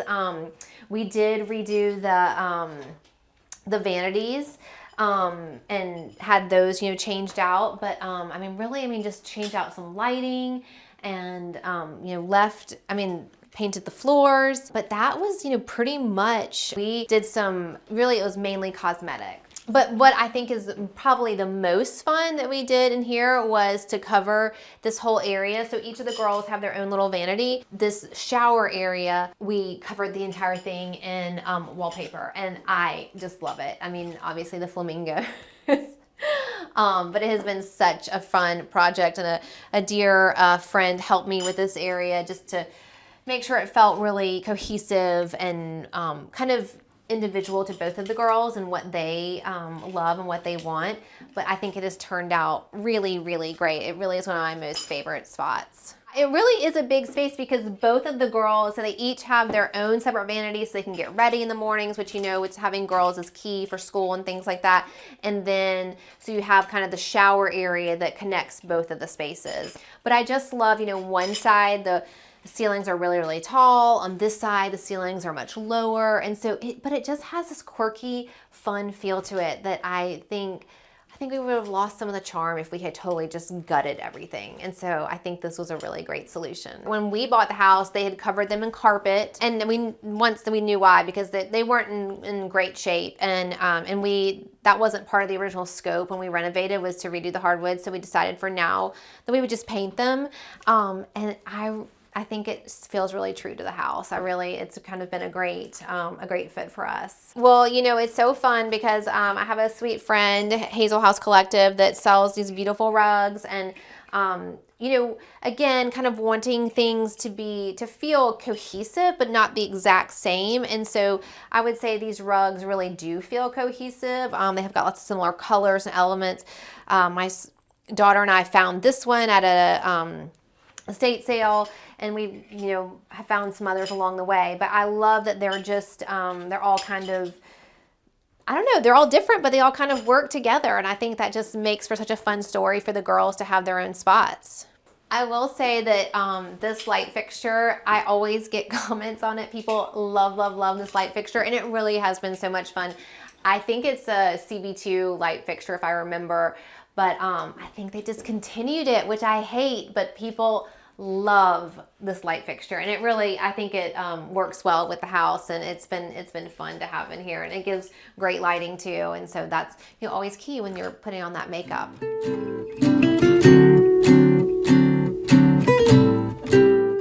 So this is our front porch, and this is really what sold me on the house. The porch runs the entire width of the house, and then it really is like a whole other room for us. We live out here, especially in the fall and spring, even in the summer sometimes. My daughter loves to sit on the porch swing and read, and we've got the fans, and there's just a really great cross breeze that comes from both sides, and so it's just so. I really tried to furnish it like it was another room, which it really is. And what's really fun is we kind of live on this main street here in Birmingham, and it's fun to watch the kids and families and people that we know and love, walk by, and as they're headed down to maybe have dinner or something like that, because we live in a really walkable area. But this is just such a great a space for us, and we host lots of porch parties up here. Halloween is always fun up here because giving out candy, and we'll put a big crock pot of chili out here, and people can kind of come and go, and so it really has been such a wonderful space for us. And people always ask, how does the furniture weather out here? And it weathers pretty well. It's a pretty deep porch. It's about 10 feet deep, and so I just treat it like it's another room. And so we've got a vintage sofa here that a dear friend gave to me. We did have this porch swing made. That was one of the first things we did when we moved, and we have really enjoyed it. And just more chairs, and it's kind of like a come on over and hang out here. And what I love is that it then opens into our dining area and this front living area, and that really is so much fun just to be able to, especially when the weather is nice, to open the doors wide open and just have people coming and going. I would say that, you know, just outdoor living, especially being in Alabama in the South, it's just been you know, so nice because we do have such great weather most of, you know, probably 9 months out of the year. And even when it's really hot, we still get some great breezes. We'll still come out here in the evenings and things like that. So, you know, I wasn't necessarily saying, oh, I have to have a front porch, but I definitely love having an outdoor living space. And I will say that this, I mean, again, we eat out here a lot. We have, you know, front porch parties. I mean, this is just a great spot for us. And we just enjoy it so much. It really is another room for us. And so we've just, I mean, it was the thing that attracted me to the house. I mean, when I first saw it, I saw the front porch and I told my husband, I'm like, this is it, this is the house. And I hadn't even been inside of it. Because we really have made so many, you know, wonderful memories out here as family and with our friends and neighbors. And it's just, it's been such a huge part of our home. And I mean, it is just a wonderful space for us.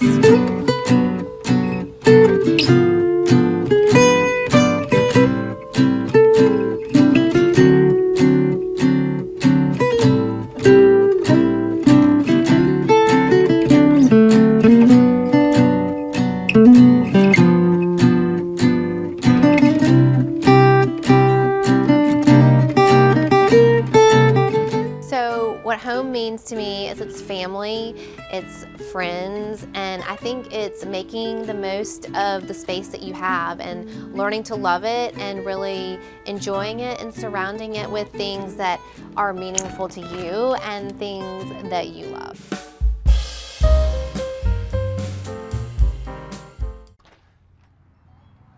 Hey Homeworthy, I'm Doug. Welcome to my home in historic Druid Hills in Atlanta, Georgia. Come on in.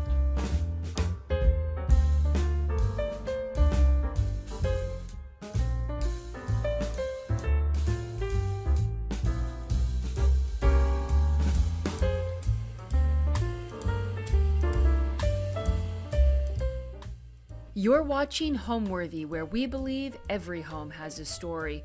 Hi, my name is Doug Weiss, and I'm an interior designer. This is Zuzu the Cavalier, and you're at my home in Atlanta, Georgia. My husband and I lived in Inman Park, another area of the city, in another 100-plus-year-old house. And after getting a mountain house, we decided that it was time to make a little move here. So we did a search for this place, and kind of wanted to do a townhouse or condo or something like that. And I just didn't see anything that I liked. Everything was kind of too modern for my personal aesthetic.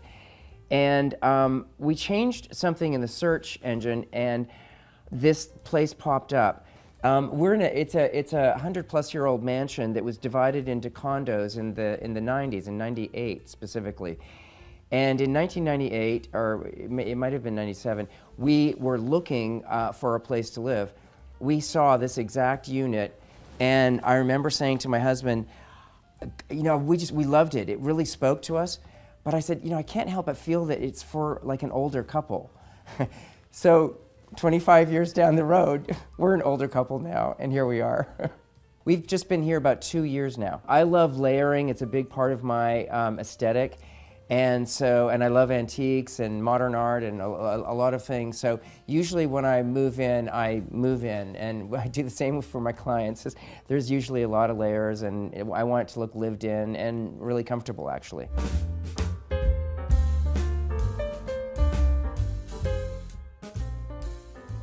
So welcome to our sunroom. This is where you enter the house, and it's also the place that we hang out. It truly is our hangout room. We've got the TV here. Zuzu is more than comfortable here. This large sofa here, it's a 9-foot sofa. This is something I like to do, because people like sitting at chairs more than sofas. So I like to put these bolsters, which is sort of like an armrest, and it turns a sofa into a chair. You need a sofa in a room to ground the space, so there's not too many things going on. But it's sort of something that I do that it makes people feel more comfortable to sit in a sofa instead of a chair, because they usually gravitate towards the chair. So one thing that is really important to me when I'm designing a home is I want a lot of places for people to eat and drink, because that's what we do. When we get together, we eat and we drink. That's what we do. So, I mean, if we're doing a casual dinner, just my husband and I have these rattan trays that I bring in here. We watch, Netflix. We watch some fabulous show going on, and we sit in here and do that. So we love that. So one thing I want to mention about this room that's really important is the drapery fabric. It's by Jim Thompson, and it's called Central Park. And it is a depiction, an impressionistic depiction of Central Park, and I absolutely love it. I banded the bottom with a terracotta velvet, but this was the whole inspiration for the whole house. It all started here. The colors, the design, everything about it. I absolutely love this fabric. So it's sort of the starting point to the rest of the house. So this theme, Central Park. I mean, I lived in New York City. And everyone that's been to New York knows how important Central Park is to the city. It's literally essential to their life. But it's just so beautiful. But I love the impressionistic interpretation of it. There's water, there's sky, there's trees, there's flowers, and literally every color in this whole palette I absolutely love. There's terracottas, there's sort of some rosy that go into some sort of burnt burgundy colors, and the teals. So every room in the house actually has either or and a shade of teal and terracotta, which all come from this. So it all sort of comes here and then moves on through the house. Okay, so our paint color here is Ferrum Ball Teresa's Green.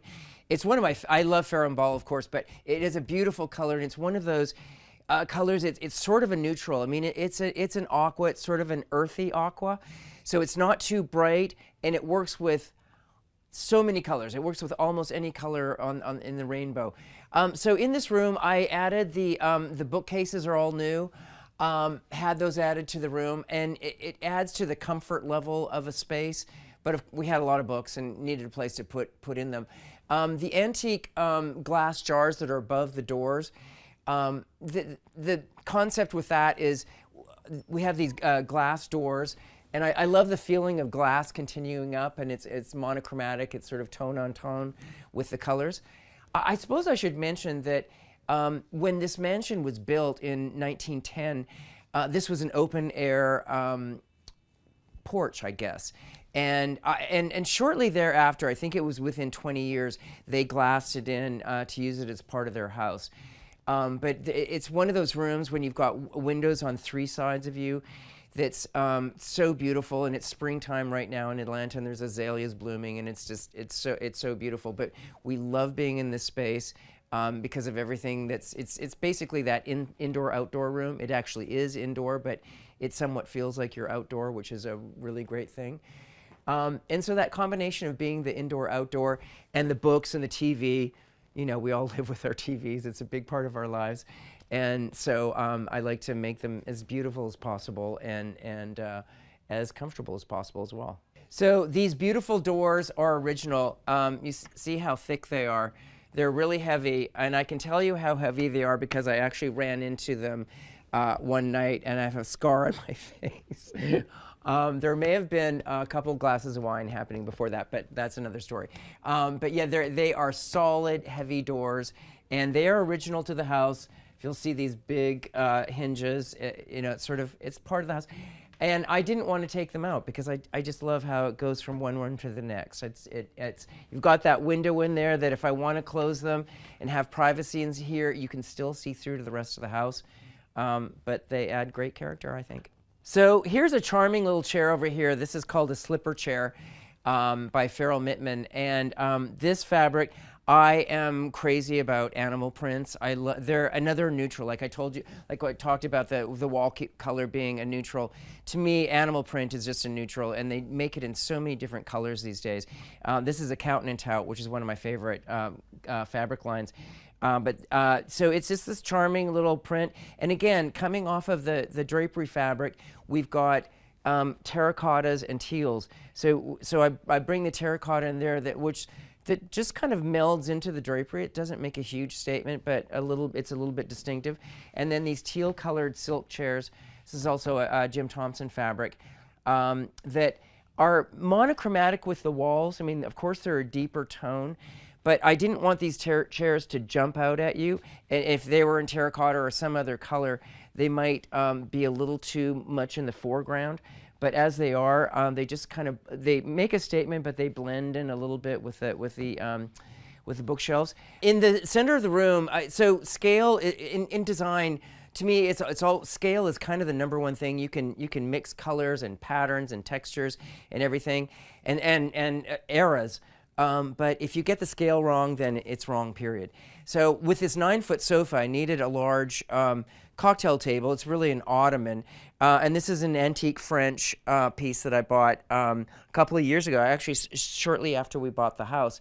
And then I upholstered it in this dark teal leather. So again, it's tonal. It's tonal with the sofa, and then it's tonal with the chairs as well. So in this space, it's not that it's tight. It's a fairly large room, but you don't want things to jump out all the time. There's certain things that you want to stand out and be a focal point, and others that you want to sort of meld in with the rest of the environment, which I think this does beautifully. And Zuzu's very happy with it too. So let's talk a little bit about lighting, which is incredibly important. In the evening, I like everything is on a dimmer. Every switch, whether it's in a closet, a bathroom, I don't care where it is, every switch is on a dimmer because I want to control the intensity of it.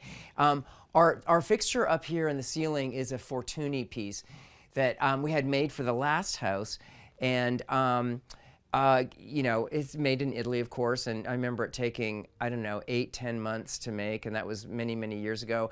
Something that you paid for, and I'm like, oh, maybe I'll see this. Maybe I will, and maybe I won't. Anyways, it came. I loved it and couldn't leave it in the last house. We ended up bringing it to this house. But I also like to switch it up. So there's some vintage, these are actually calendars. If you look closely on this lamp, it'll show you, it'll have the days and the months there, and you put your pegs in for whatever day or month it is. It's kind of crazy. We've never changed it, but I just like how they look. And then over here we've got a more modern, this is from Visual Comfort, a more modern piece. And again, when I turn these lights on, they're usually very dim. Also with lighting, if you look up in the bookshelves, you'll see candles spaced out. They're all symmetrically spaced. But they're all throughout the cabinetry, and they're timed. They're fake. They're the fake. They're real wax, but they're fake candles, of course. And so they come on. They come on at basically sunset, and so when we're in here watching a movie or something, there's this lovely little flickering light everywhere around you, and I just love that. Lighting is really important. So on the floor we have this travertine. It's called this color is a walnut travertine. And it was put in when the mansion was converted into the separate condos in the 90s. And this color was very popular then. I remember doing walnut travertine in some of my clients' homes. And I have always loved it. And when we moved here, I love that it's here. I'll never change it. And it flows beautifully into the rest of the house with the original oak floors that were put in 1910.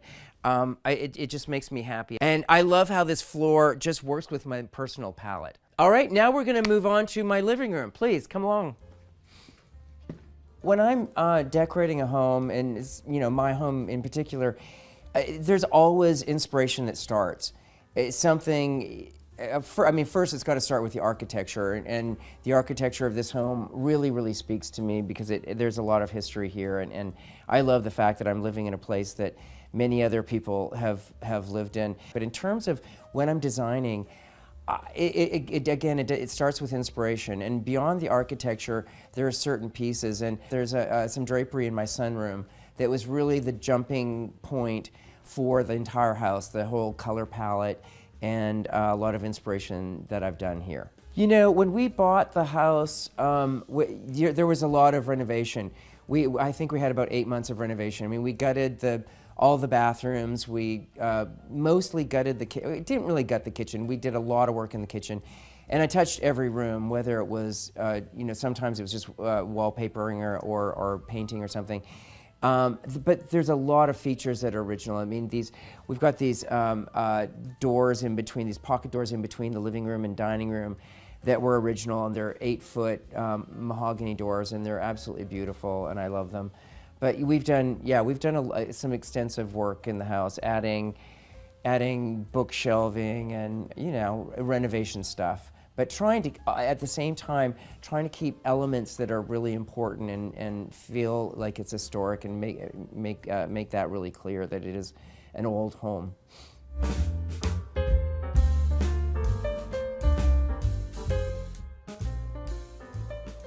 So welcome to my living room, which is right off of the sunroom, which I had mentioned that it's Teresa's green from Farrow and Ball. So in this room, all of the trim is painted Teresa's green, and the walls are actually a wall covering, a grass cloth from Count & Tout that is the same color, so it's tone on tone. So I love that sort of easy transition from the sunroom to the living room where you're not jolted into a different color. It's like a gradual progression through the house. And that happens in different rooms, and sometimes there's more of a pop, and that's always very intentional. But coming in here, I just wanted sort of an easy texture on the walls. So when you're in here, that texture is very subtle. Some grass cloths are really nubby, and which is great. If you're doing like a library or a den or something that's really kind of earthy and you want that warm sort of texture, that's great.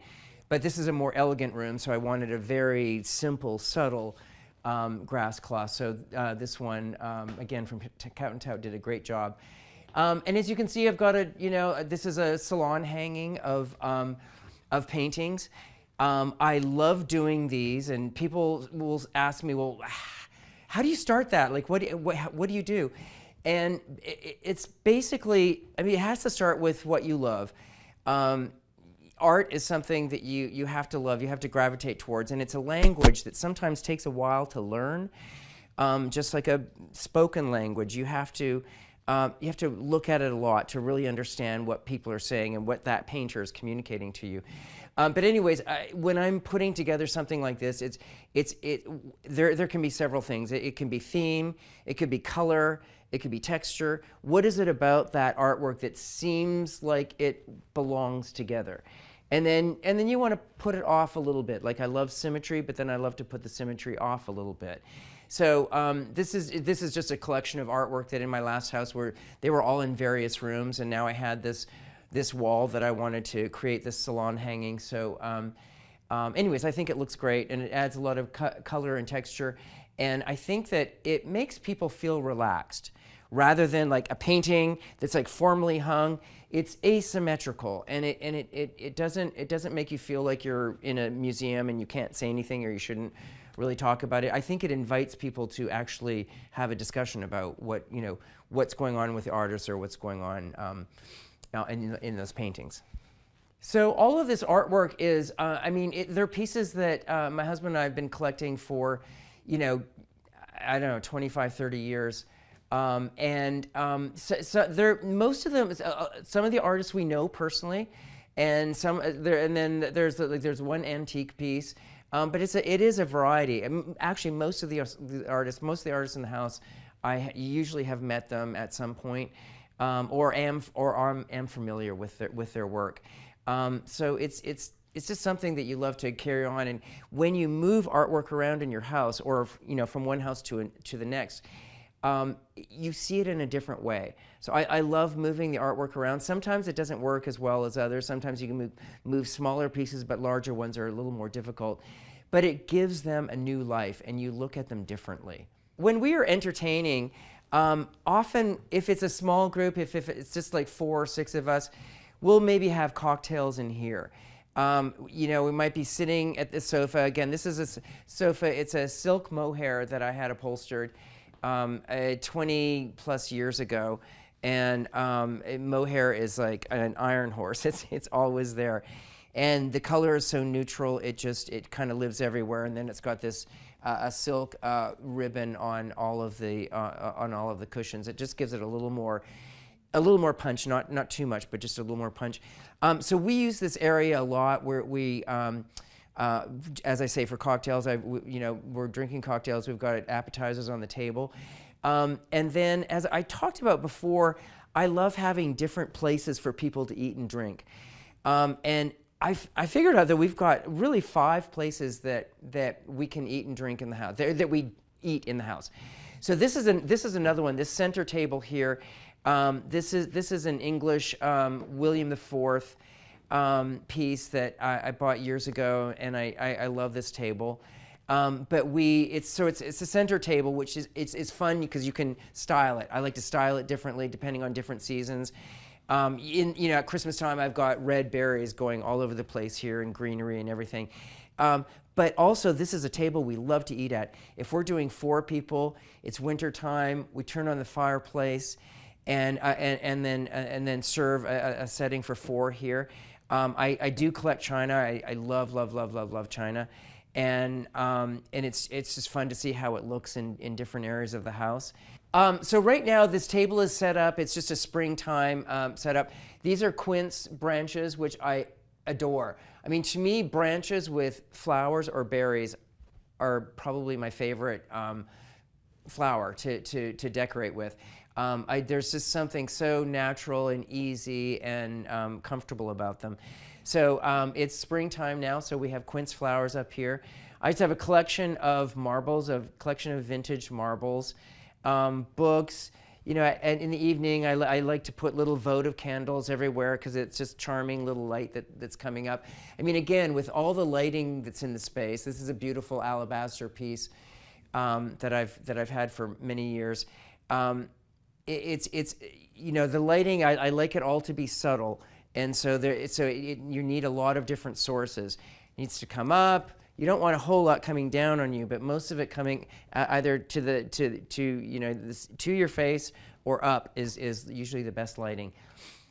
So this right now, this is just set up to for visually. We don't really use it like this. Although if it's a cocktail party, there would definitely be a platter of hors d'oeuvres standing out here. And then the fireplace. Again, this is an old mansion, and I do love age. I do love history. I love all of that stuff. But I do love pops of modernity, and these sconces. I just love how they just sort of make a different statement up there. I looked at several antique pieces that I was going to use up there. Didn't like any of them, and then found these, and I really love how they feel in the house. And again, when you're changing, if everything in this place were antique, it would feel like a museum, and you would come in and feel like you couldn't touch anything.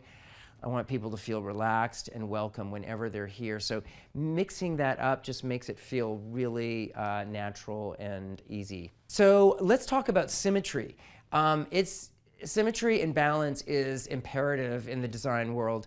And to find that balance, the symmetrical balance, is crucial, but you don't want it to be too perfect. So when we moved in here, we have a window on one side of the fireplace and a wall on the other side. And that was the only thing that I thought, oh my gosh, what am I going to do there? We couldn't cut a window into that space because it is a condo. We can't touch the exterior of the building. And I thought, you know what? I think is even going to be more interesting than another window is a mirror. So it helped. The balance has helped because you've got glass on both sides of the fireplace, which creates that symmetry. Yet they're different. So and even the size is different. They're hung at approximately the same height. But I made the mirror a little bit smaller than the window. I didn't want it to look like I was trying to copy exactly, and it actually makes it more interesting, because there's a reflection. So no matter where you are in coming through the space, you see a beautiful reflection of either the artwork on the opposite wall or what's in the cabinetry here. So it does create that balance, that symmetrical balance, but it's more interesting at the same time. And also, speaking of balance, another issue that I had, there was, this cabinet was here when we bought the place, and that was a blank wall over here. Now that made me crazy. That I needed to be exactly symmetrical. What you put in it can put the balance off a little bit and play with that, but I needed architecturally that balance to be on both walls. So it was really pretty, a pretty easy fix, and it made a big difference in the room. So the room feels balanced and symmetrical. When we bought it, I felt like you had to walk in the house that way. It was so crooked. But anyways, to me it sings now. It's all perfectly. It's not perfectly symmetrical. It's symmetrical, and it's balanced, but it's a little bit free feeling as well. So when conceiving a room, you look at the proportions and you look at the direction flow. How do people use a space? Where do they walk in and out of? And when you're in there, where do you want to be? And this is a pass-through room because you're going from the sunroom and then to the rest of the house, the dining room and kitchen and bedrooms beyond that. So you need to have thoroughfares. You need places where people can walk comfortably, which we do. Because we've got 2 doors over there, and then they balance with the pocket doors that go into the dining room. So then you work the seating arrangements around that. So the architecture told me what to do. I knew that there was going to be a pathway here. So here we can create a little seating area in this space, and it's not exactly symmetrical. I mean, yes, there's a sofa and there's 2 chairs and there's a table in the center and there's 2 tables opposite, but they're all different. Yet I think they're all linked and they work well together. The opposite side of the room, however, is much more symmetrical. I've got a pair of chairs with this gorgeous Lee Joffa velvet, printed velvet. And this is when the fireplace is going in the winter or the fall. It's such a lovely place to sit with a book, a little glass of wine, or maybe your chai tea latte in the morning. It's sort of perfect, and it still allows for this walkway going in front of you. There wasn't room on this side to do a table, nor did I want to, because I've got one over there. So again, talking about the balance and symmetry, you've got to have the balance, but it can't be exactly perfect. You've got to throw it off a little bit, so it makes the space just more interesting and more welcoming to everyone.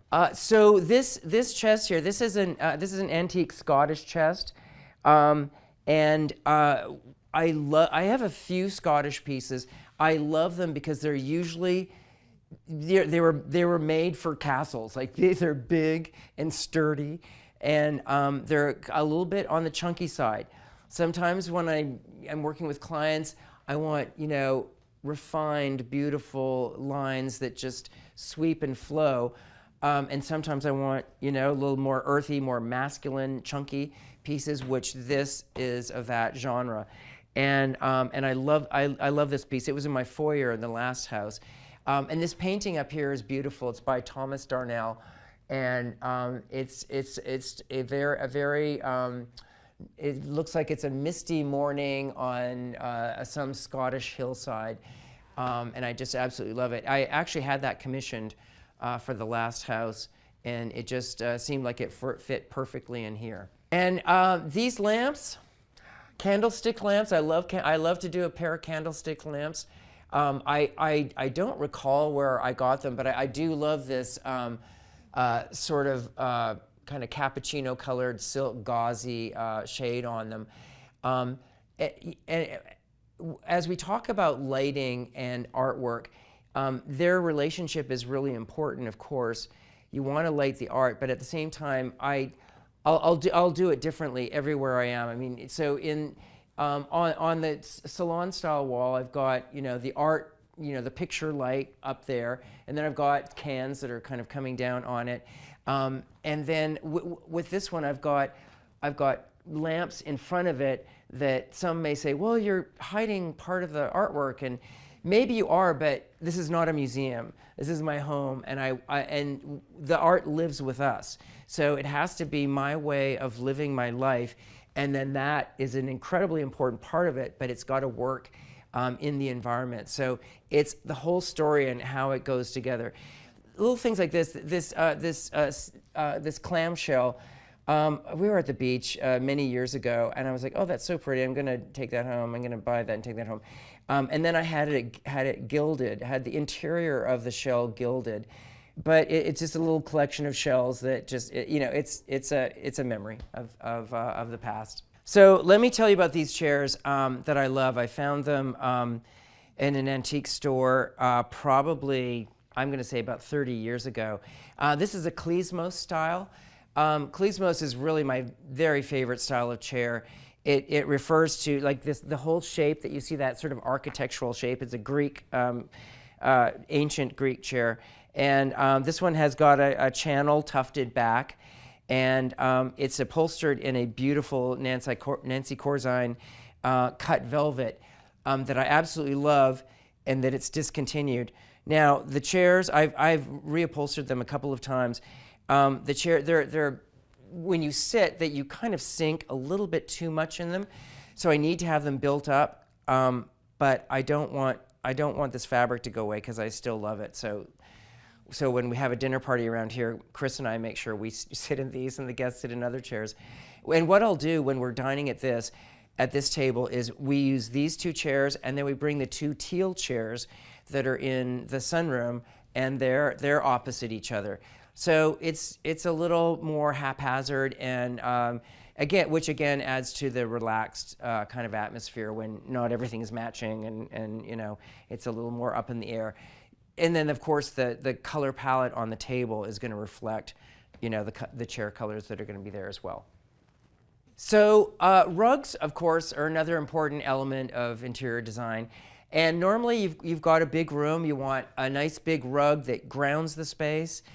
And the size of the rug sort of dictates the scale of the room. So you've got a large room, you want a large rug, or if you've got a small room, then you really want as large a rug as you can do because it makes it look larger. I shook it up a little bit in this room, and I've got two runners in the living room.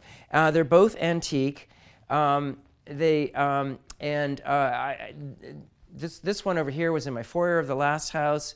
This one was in a wine bar that we had in the last house. And I didn't have another place for them in this house, and I could have sold them and moved on to something different, got a big rug. But I love them so much. I love the way they work together, and I think they're really interesting. They work the way they work in the room. And also these floors are original to the home, and they are beautiful. I think they're absolutely beautiful. And I like in this room being able to see more of the floors. So I love that. So if we're having a dinner party and there may be several guests, we're in the living room and the sunroom, and then it's time for dinner. Sometimes I'm slaving away in there. Sometimes we've got a wonderful chef that might be doing something for us. But I want to transition into the dining room. But before we do that, I want to show you these beautiful original pocket doors, these 8-foot mahogany pocket doors on both sides, which I absolutely love. I love all of the detail to them, and I love that they still function. That's pretty cool. I'm inspired by what has been done in the past, which is why I love old homes. I always respect that. But even though it's original. Or original to the home, it doesn't mean that it's correct. Scale, the eye of scale has changed over the years, and often in older homes you'll see tiny little rooms, like in Victorian houses, you see a lot of tiny spaces, and I do prefer sort of a bolder, larger scale, and so I try to keep as many things as I can, but some things just weren't right to my eye, so I would change things as we went through the renovation.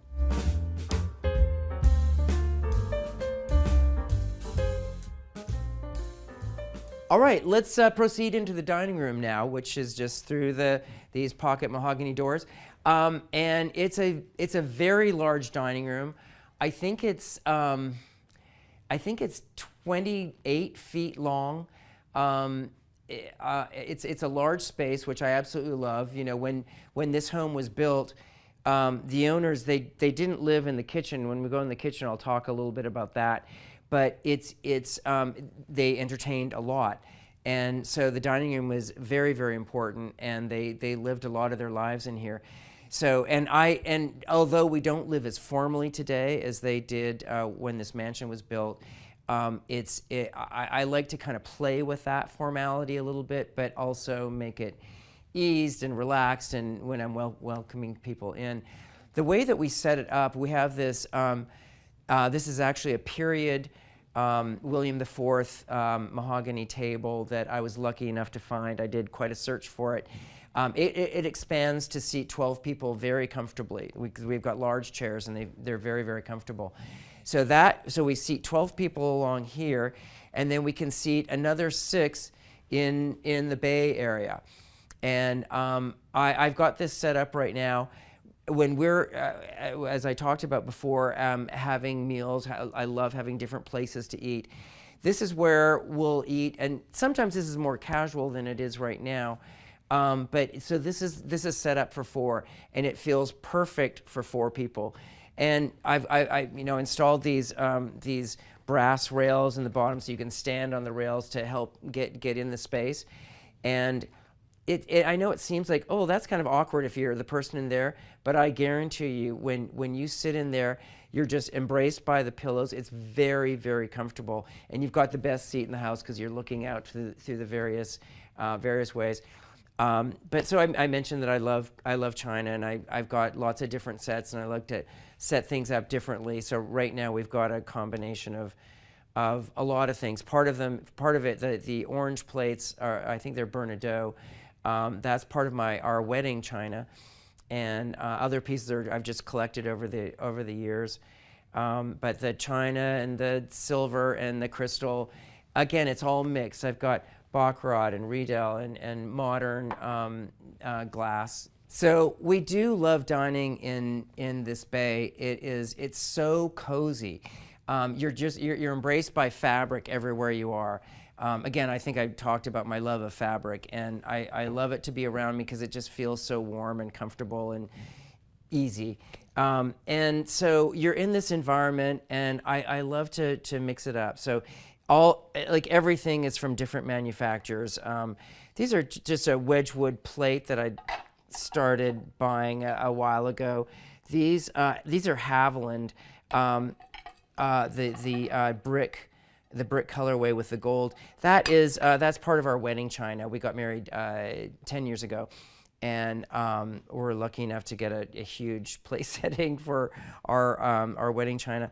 And then these little gold plates. This is Philippe de Soulier, hand gilded little plates. The glasses. I mean, so this is Baccarat. And yes, I have a set of like white wine, red wine, water, all of that. I prefer to shake it up. So this time I've got the Baccarat with the, Riedel white wine and just a cobalt, just a simple cobalt glass with it. The silverware is also kind of shaken up. This is a beautiful, how you just have certain things you just love. I love these forks. For whatever reason, I love these forks. They're a sterling from London, and then I mix them with other patterns. So there's a few mixes of patterns going on. Again, it just makes the table a little bit more interesting to me. So the seating in here, the bench was existing, and then I had the brass fittings at the bottom placed in so that you could kind of stand on them and move in there, and also have a place to rest your foot when you're dining, because you don't want your feet dangling, because it's not. This is like a counter height. These are counter height stools. So they were existing in here, and wonderfully, there's storage underneath them. So we use that as well. I have to take out all the cushions to get whatever is in there, but it works really well. But it's just a lovely place to dine. The fabrics, just like the china, the fabrics are from all different fabric houses, and I just love the combination of everything together. Window treatments for me are essential. I just had a meeting with a client the other day, and they're like, well, it's just this window over here. We don't need to do anything with that, do we? And I said, yes, we do. There's something about glass that I want to frame it. And someone, if I'm up in the mountains and people have amazing views of the mountains and everything, they're like, I don't want to distract I don't want to take away from the view of the mountains or whatever with this curtain. And I said, what does it look like at night? And they say, it looks like nothing. It's a black hole. Exactly. You've got to have drapery that frame your view. You don't want it to be distracting, which, again, this is a beautiful Cowton and Tout embroidery, and it's tone on tone with the walls. The walls are faded terracotta by Farrow and Ball, and I love how this fabric, it adds, it's not too formal, I mean, it's, you know, I think it's sophisticated and it's traditional, but with the tone on tone feeling of it, I think it works beautifully with the walls. And then as you scan up, and the trim is painted the same color as the walls in a different finish. I also love this trim. I like the house itself. It's big and beefy, and the scale feels just right on. I just love it. So this is a dumbwaiter, an English piece that I bought from a wonderful antique store that I absolutely loved. And you know, this would have been styled, you know, back in the day with china. You know, all their tchotchkes and china would be here.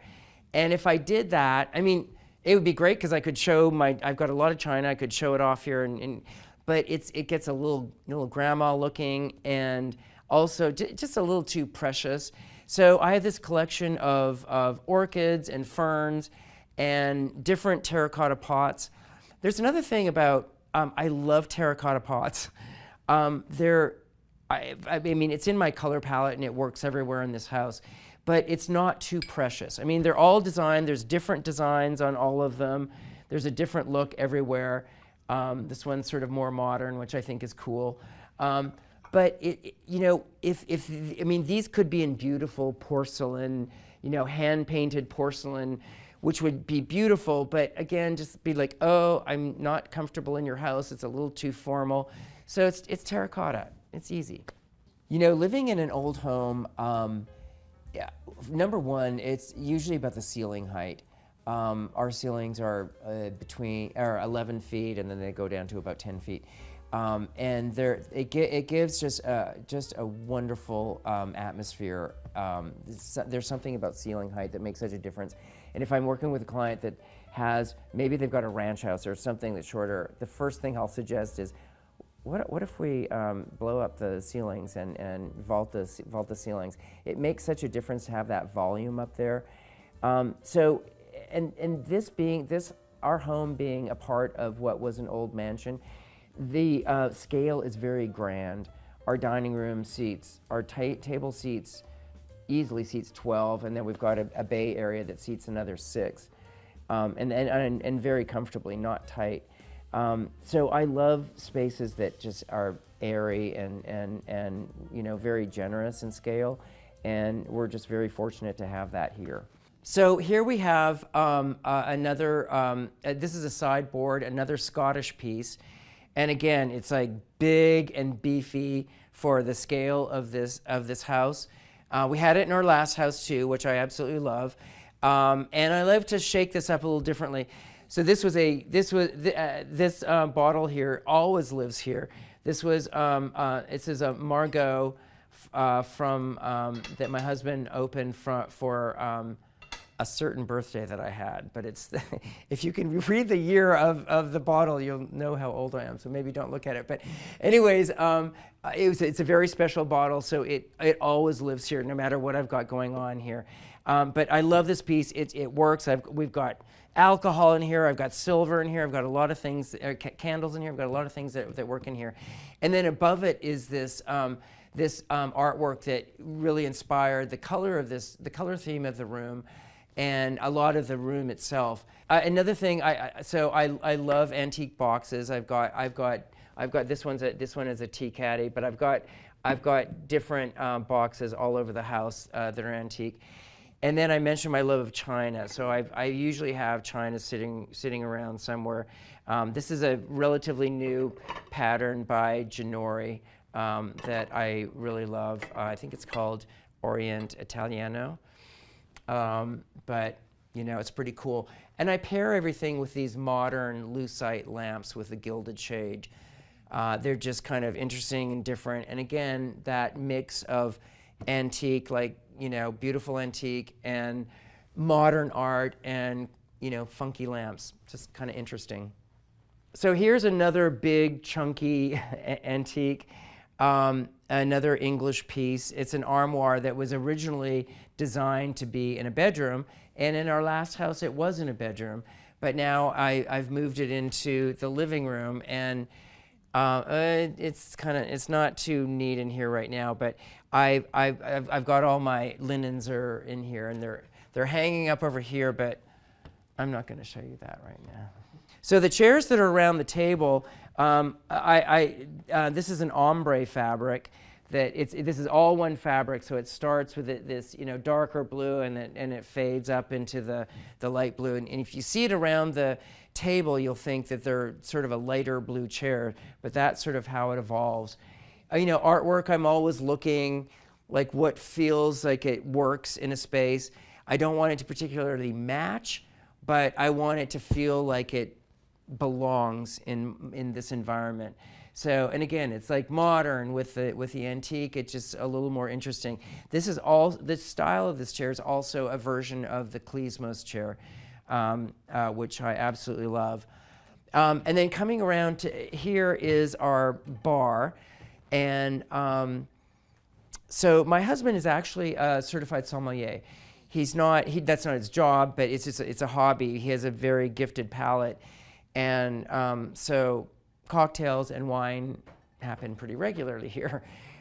This piece of artwork we had commissioned in the last house. Don Davis is the artist, and it was actually, they created a TV show around the commission of this piece of art.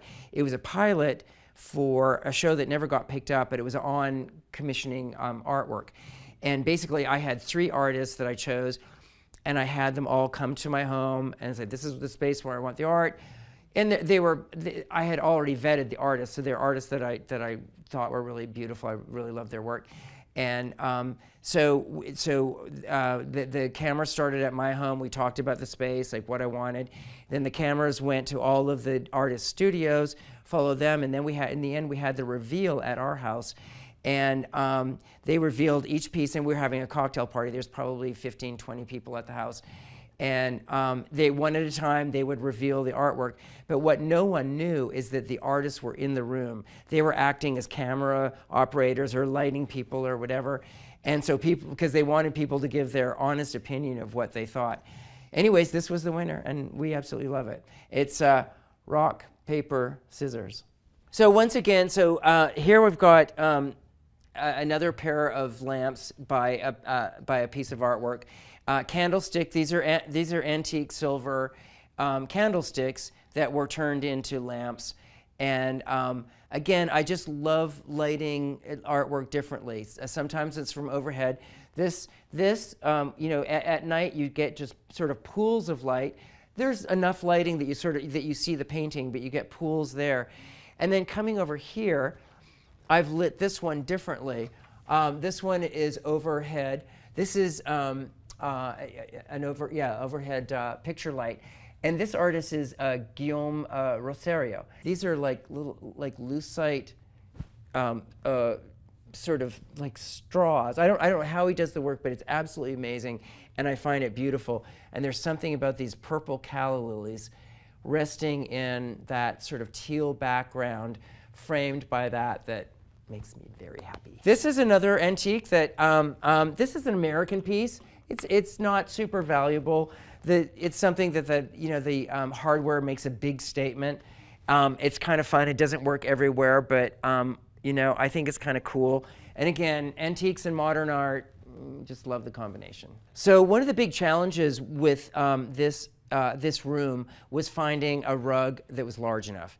Unlike the living room, where I was really happy having 2 kind of runners in there that looked really interesting, I needed something to ground this room and be the statement. And I looked a lot, and I found something that I absolutely love. It's very subtle. It's these kind of sort of Tiffany blue, goes in between, you know, that robin's egg blue and really more of a French blue, with that sort of rosy terracotta color in it that just picks up the color of the walls so perfectly. So I found this rug. I paid way more than I thought that I would pay for a rug, but I loved it so much. It just when they brought it here, I was like, oh, it belongs in this space. So I didn't know about the authenticity of the rug. They sent me the letter after I paid for the rug, after I bought it. I absolutely loved it. And it was made the same year that the house was built in 1910. I was like, that's so perfect. I love it. I love it. But it would have taken, it's a very, very fine weave. It would have taken probably 5 or 6 people a solid year to make only this rug. And I feel very fortunate to be able to live with it and enjoy it. I love it. I think about my past and how it's affected the trajectory of my future. I'm actually a retired ballet dancer and lived in New York City for many years. I went to school in Montreal, and I'm from Vancouver, Canada originally.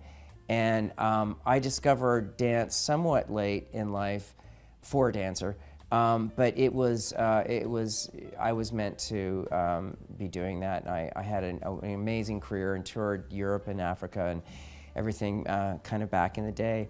And when it was time to retire, because it is a short career, I really didn't know what I was going to do. I loved beautiful things. I started when I was living in New York. I started going to design school, but it was really fashion design I was going to be going into. And I moved to Atlanta for dance specifically, and met a lot of wonderful people. And I met an interior designer, and I didn't know that you could do that for a living. I was just ignorant to that. And it just fascinated me. And I remember back in my life, I was that kid that changed my parents' living room around quite regularly. My bedroom, I changed it seasonally. So clearly I was sort of meant to do it. So I was just incredibly fortunate that I've had 2 careers in my life now that I could totally express myself, be who I am, and hopefully make other people's lives a little more wonderful and beautiful.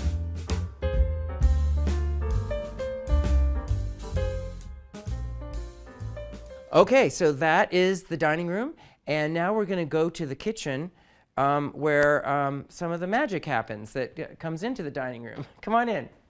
Okay, so here we are in our kitchen. So in 1910, when this house was built, the owners were hardly ever, at this level, were hardly ever in their kitchen. They had a staff that were in here. And so we were lucky enough, this was a large estate, and so the kitchen was a good size. Because often you go into a fairly large house, of a house that was built in the late 1800s into early 1900s, and the kitchens could be quite small. So we were lucky that this is a good size kitchen. It was refitted. The cabinetry was all refitted when they transitioned from the mansion to the condos. And so it was very good quality cabinetry. So we kept a good deal of it. We painted, so this is another Pharaoh ball color. This is Bancha green. We kept the general layout. I mean, you know, like on either side of the range, I think there was drawers on one side and cabinets on the other, and I like to create symmetry whenever I can. So we did different things like that. But like countertops, backsplash, the hood, lighting, a lot of things were redone. So the countertops here are quartzite, and it's one of my favorite materials to work with. It's probably the hardest of all the stones. This one is called Taj Mahal. It's very popular. You see it quite a bit. And I don't like to usually select things that are used quite often, but it's so neutral. It's got the balance between warm and cool in terms of colors. So it works perfectly. These bar stools I had upholstered in this cravat fabric that's also a chenille, and it's textured and it's quilted, and It's got a crazy dragon on it, and I love them. It's really cool. So I'm standing at the sink, and these are in front of me, and it just makes me really happy. I just love it a lot. So as you're in the kitchen, this was the butler's pantry over here, and again, this was when we bought it. It had been stripped, and it was just pine wood. So a lot of people think, oh, if it's old wood, you want to see that wood. Not always. I mean, yeah, sometimes there's beautiful mahogany or walnut that's underneath it, and sometimes it's just pine, which pine is sort of the workhorse, but it's also a very soft wood, so it dents easily and so on. Anyways, this was all just exposed pine, which did nothing for me. So I painted most of it the same color as the cabinets, and then I had a lot of work done on the cabinets themselves. I mean, they had hinges that were door hinges on all of these doors. I mean, yes, they're heavy, but it wasn't too attractive. So the butler's pantry I really love because I love china and crystal and all that lovely stuff. So we've got a lot of storage in here. I love I had this drawer made for my silver. So this is it's all lined with felt, and there's layers underneath it. But it's a great silver holder. Originally, this part of this unit was up to this level, and it was just overbearing and ugly. So I had that cut down. These are the original doors, but I had them remake them. And then the walnut countertop is new, because again, it was pine and it was a mess. So we had that all ripped out and redid all of that. And then now this is where I house like all of my beautiful china and everything. I've got, this is Marie Dodge, who I absolutely adore. I mentioned my wedding china. This is Bernardeau, and I've got several pieces of that, which I think is really beautiful. But again, it is about mixing them and playing with them. I've got antique, pressed glass plates and new things and old things, and combining all of them together is what really makes a dinner party, and it makes me excited to entertain. Like we'll be cooking, like figuring out what a menu's going to be, what a menu's going to look like. I try to make sure that it's not too labor intensive, because there's only so much you can do. I'm fortunate because my husband participates, and he does things as well. And of course, he takes care of all the wine and the drinks and everything. But I really love to set a table for dining. That's just one of my favorite things to do. What are the flowers going to be? Which china am I going to use? How am I going to swap it out? And then, of course, I'm always collecting. So there's always a new baby that I'm anxious to be putting on the table and working with. So the artwork we have here was in the kitchen of our last house as well. Jennifer Crowley is the artist. And they're actually all politically based, which is interesting because I talked earlier about how art is a language, and you have to learn to speak different languages. And that's not the message that I get, because I actually hate politics. That's not the message that I get from them. I think they're playful and fun, and they're textural. I love the colors. They have an earthy quality to them.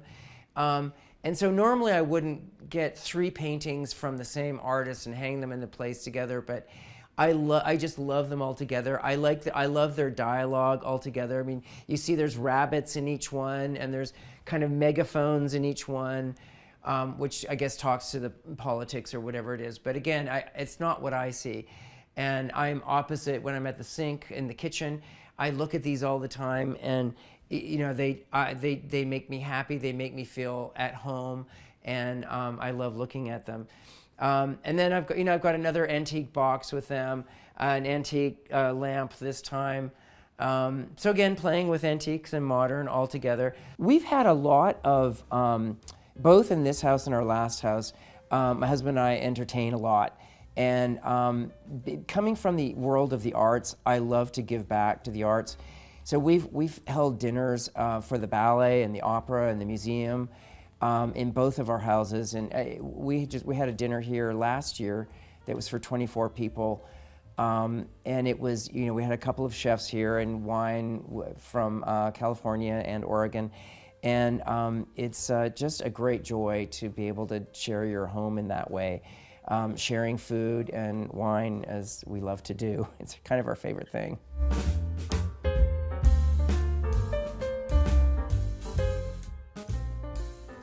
When we bought the house, it was a little breakfast room. Well, we're not going to sit in, and even though I mentioned I like to have a lot of different places to sit and eat and drink, I just never envisioned that we would be eating in this little space. So I was like, oh, this is going to be the perfect wine cellar. Our last house, we had a wine cellar in the basement, so you had to go down the basement. And it was super cool. But this is like in our face all the time. So we had these iron and glass doors made, and it's temperature controlled, of course. Humidity is what's really important for wine. But we had this. So we had this room made. Now originally, this room would have been the servants' dining room. So this would be the space that the people that worked in the mansion, this was their space to be in.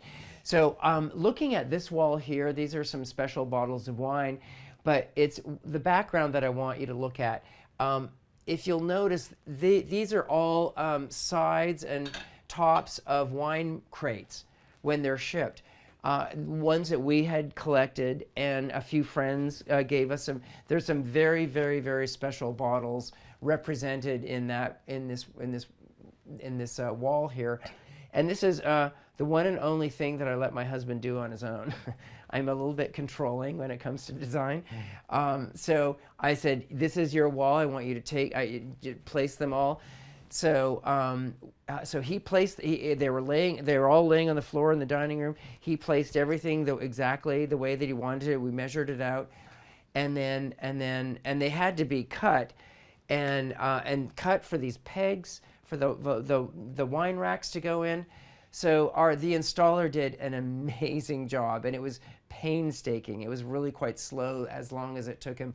But it makes for just great memories to look up on that wall. I talked about art, how it's, there's stories. A lot of times you'll know the artist, or you know something about the story, you know the history of the artist. It's the same with wine for us. We know a lot of the people that made the wine here. Yes, we've got a lot of California and Oregon. We love Burgundy wines and we love Pinot Noir. But we've got a lot of different wines from really around the world, and that we've been collecting. And we know a lot of these winemakers, and we'll have evenings sitting in the cellar. We can get about 4 people in here. It's not really large. Well, we can get more than that. We could probably get about 6 or 8, really. But it's just an intimate environment to hang in, and it's very special. Yeah, we love it. So the way we use the cellar is, of course, its main purpose is cellaring the wine, holding it at the correct temperature. But we love to entertain in here. Now it'll start with, just a couple people are in here. There might be, people sort of rambling around the house. A few people gather in here, and then sort of like the door usually is closed because you want to keep the humidity level correct in here. When you see someone in a room that the doors are closed, you want to go in there because it looks like you shouldn't go in there. So people end up coming in here, and because it's an intimate space, it just feels really, really special.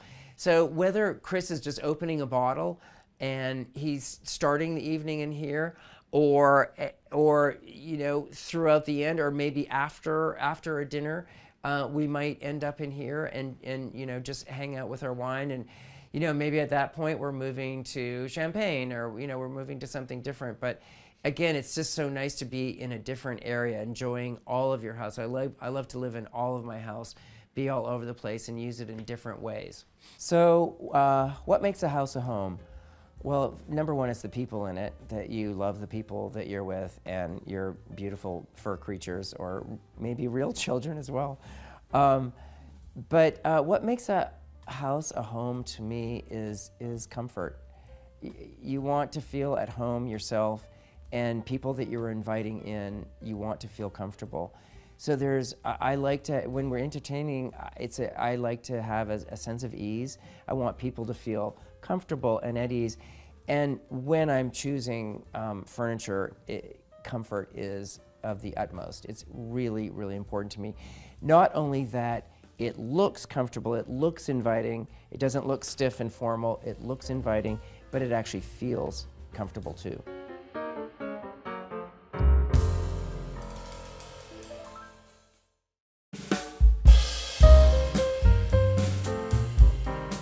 On today's episode of Homeworthy, we're bringing you to the bucolic countryside of Tewksbury, New Jersey, for a look inside a magnificent home filled with 17th century antiquities, elegant sterling silver tableware sets, fine-tuned musical instruments, and so many more treasures.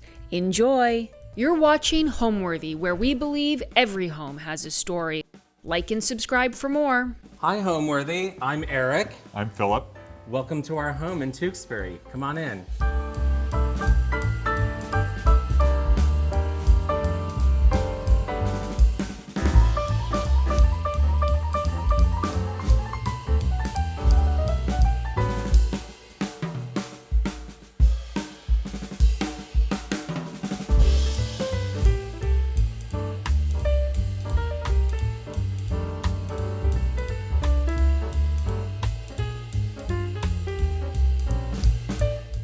I'm Eric Lysdahl. And I'm Philip Norkeliunas, and we are in Tewksbury, New Jersey, a very beautiful bucolic area, famous for its equestrian community as well as the historic houses of the Somerset Hills.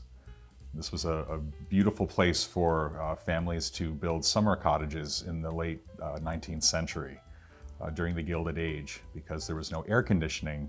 And the mountain breezes provided a cool respite for a lot of the families who were working in Wall Street. And it was within commuting distance from New York, about 2 hours by train.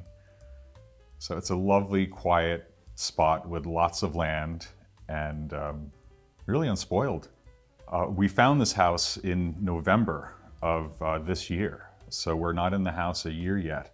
I had sold an equestrian property that I wasn't really using and decided I wanted to stay in this really beautiful, gracious community. So we found this house. It was one of the few on the market that seemed to fit the art collection and some of our other collections of antiques. Right. It had a really sort of classical arrangement. It felt like a European manor house on the exterior. And on the interior, it had a European flavor as well. I believe a contractor who was from Germany built this house originally in 1999. So there are a lot of touches and details that harken back to a European home.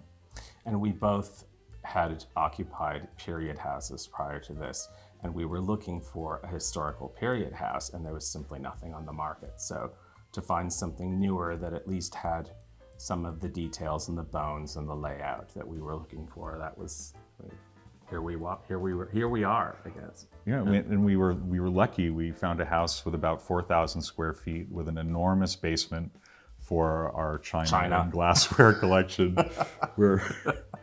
We sort of have a passion for entertaining and accumulating. We're not hoarders, but we could put Bergdorf's out of business. It seemed perfect. We're on a mountain. We're actually on Hell Mountain in Tewksbury. Yeah, so we joked to our friends. Hell, Yeah. Well, we were from hell before, but now we can officially say we are. But the name Hell Mountain came about because of the Essex fox hunt out here. The mountain was very difficult to ride upon with all the rocks and hills. I would say the bones of it are neoclassical. It has sort of a neoclassical European pavilion outline to it. But as far as the decoration is concerned, we were combining tastes because Philip has an extraordinary collection of art and antiques, and we wanted to showcase that, but wanted to bring it up to date and not be living in a merchant ivory set. So there have been some piece of modern art here and there and some updated finishes and textiles. We tried to keep it relaxed, but also focusing on the... Relaxed for us. Well, so welcome to our entrance hall. It's a very light 2-story space. We decided to place 2 William Kent Eagle consoles here. I had these in my former home, Blairsden, on either side of the entrance to the ballroom, and they just have such presence and scale, and they're very grand, and they're looking at you as you enter the front door, and I thought they would be a good spot to place these Ming Dynasty terracotta attendants. And then we have these wonderful George III girandole mirrors from the end of the 18th century. They're really spectacular with the gilding that matches and the scale. And then Eric decided to put some wonderful orchids to give it more of a homey touch. And we also have a sofa that is part of New Jersey history. This belonged to Doris Duke and was in her entrance hall in her Somerville estate. And I like to think about Doris and Cary Grant and all the cast of characters that came through this area and probably sat on the sofa while they were waiting for their cars to arrive to take them home. Doris Duke was a famous tobacco heiress, and Duke University is named after the family, and she was a great philanthropist. And she also was a friend of my late partner. Our townhouse was 2 doors down from her townhouse, which is now NYU Fine Arts. And she would ring our bell late at night, demand a cocktail, and complain about how her rose bushes were being cut down by NYU. But she was quite a character, and she is sadly missed. What I love about the double height entrance hall is that there is room for these 2 18th century French grisaille over doors. The theme here is music, and the theme here is literature. So I put music over the door to the salon and literature over the door to the dining room to encourage great conversation. Actually, we met... We knew of each other for a long time. We figured out that we met through eBay first because I had been collecting a rare porcelain pattern that only Eric had, and he sold me many pieces. Then we realized later when we were friends on Instagram recently that we had been living around the corner from each other in New York for over 15 years, and we still hadn't met. And it took eHarmony, of all things, to bring us together. And we had an incredible score of 130, and usually it's 90 or 100. So we spoke on the phone for 6 hours the first night. And that's where we figured out we had similar friends in Paris and similar friends in London, and it was just, we liked all the same literature and music and you name it.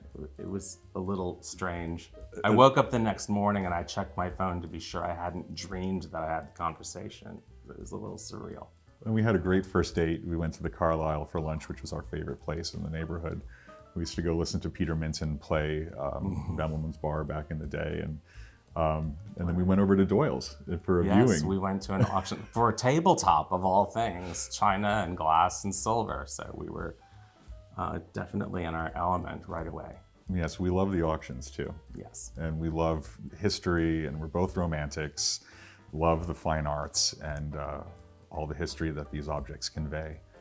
And the craftsmanship. Eric is an amazing American silver collector, and I'm a European silver collector. So Eric brought quite a dowry to the relationship in terms of table settings. We keep it all in check. You know, we like to entertain, and we like to entertain in a very similar style. So there are no fights there, right?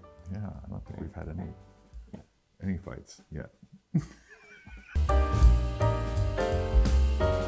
This is our petit salon, and we have the grand salon behind it, but this is the most formal space of the house, and it has the most formal furnishings. So what we've done in this room is created a foundation with a cut pile geometric rug, and that informs the color scheme of the window treatments, which are just solid silk taffeta with a Ulez fringe.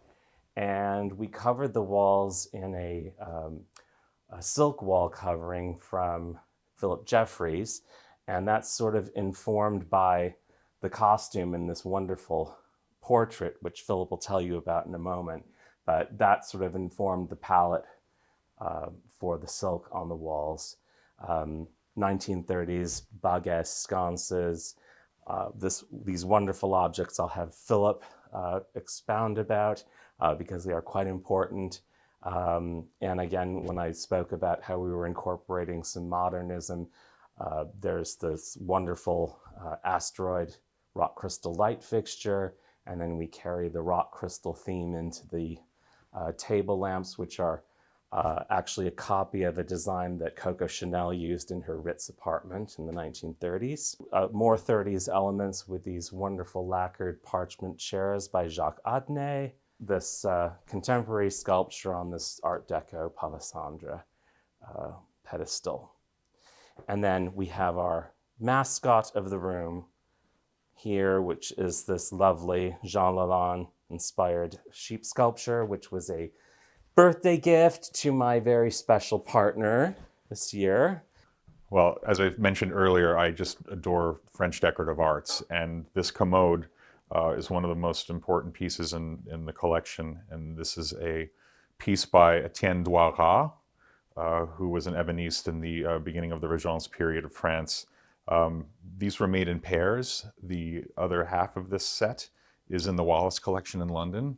And this is boule work, which means it's done in première partie and contrepartie. And this is the première partie piece.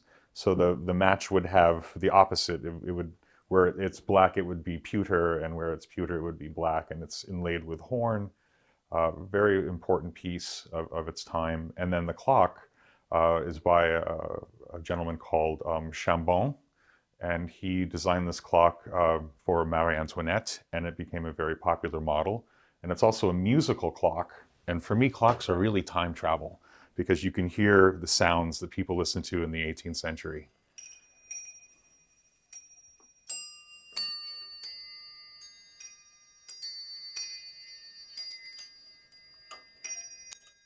So that's sort of a fun sound to have in the house. And then I have a few important candlesticks by de Gourc, and then this portrait by Claude Vignon from about 1620. And what's amazing about it is he did more religious paintings, really not so many portraits. And I particularly love this portrait because of the costume and the depiction of the hands and the feathers. It's really over the top. And the facial expression is very intriguing. So it's sort of an homage to French decorative arts.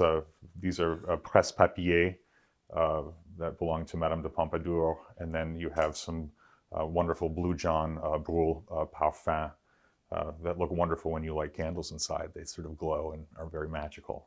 We're auction junkies and have been collecting our whole lives, really. We go to Paris. We love the auctions at Drouot. And also... And the Marché aux Puces at Colonial, of course. Yes. No trip to Paris would be complete without that. And of course, the Golden Nugget Antique Market here in Lambertville, New Jersey. You never know what treasures you'll find. The good, the bad, and the ugly, right? Interestingly enough, what Philip and I discovered as we got to know each other is we both had this penchant for drawing over-the-top castles and palaces and interiors, scribbling away in our notebooks while we were in grammar school. So we shared that. I didn't know what an interior designer was when I was in grammar school, but I knew that I liked drawing houses and interiors, and it just sort of evolved, and I came to New York to study fashion, brief career in fashion and public relations, and it was through PR. I worked with the oldest decorating firm in New York called Macmillan Inc., and that was founded by Eleanor Macmillan Brown, and that was my introductory experience to the highest level of New York City interior decorating. And as I was working with them doing public relations, I was living vicariously, and I came to the conclusion that that's what I wanted to do. So I went back to school for it in my mid-20s, and my first job was with Bunny Williams, and that was an extraordinary experience and an extraordinary talent pool of other people there. And I call it my finishing school. I probably learned more in the first 2 months there than I did in 2 years of design school. So I began my career in historic preservation of architecture back in 1995, and my late partner and I had a foundation called the Foundation for Classical Architecture, which was set up to preserve important houses from the late Beaux-Arts period in the United States. And I had two wonderful projects. One was a Stanford White townhouse on Fifth Avenue, not far from Eric all those years. And another one was a house out here in Peapack Far Hills called Blairston by Carrere and Hastings, 1903. And it was a beautiful Louis XIII style chateau that had been a convent for a number of years before we purchased it. And that was a great project to bring it back to life as a country house again. And I love the area so much that I wanted to go into real estate. So recently I obtained my New Jersey real estate license, and I'm working with a wonderful company called Turpin Realty. They've been established in the community since the 1960s, over 3 generations of service to the community and providing them wonderful opportunities to purchase homes and support the preservation of the great estates in this area. And you introduced me to this area because I'd never spent any time here. I didn't know anything about the history of it. So really a wonderful place to land.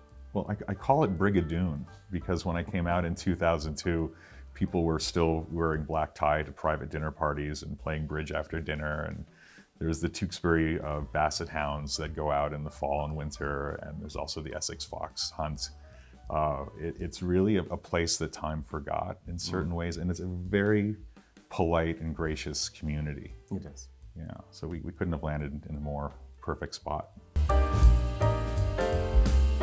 So to discuss the decor of the dining room, I'll let Philip elaborate on the silver collection, but I want to talk a moment about the room and what some of the aesthetic choices were here, because we were dealing with some very important furniture and objects, and I wanted to tone it down and bring it a little down to earth. Philip was ready to kill me because I banished all the oriental rugs that he had from the last house, and in order to lighten this room with this very formal furniture, we selected this geometric pattern sisal for the floor, and as you see, all the legs of the furniture really pop off of it.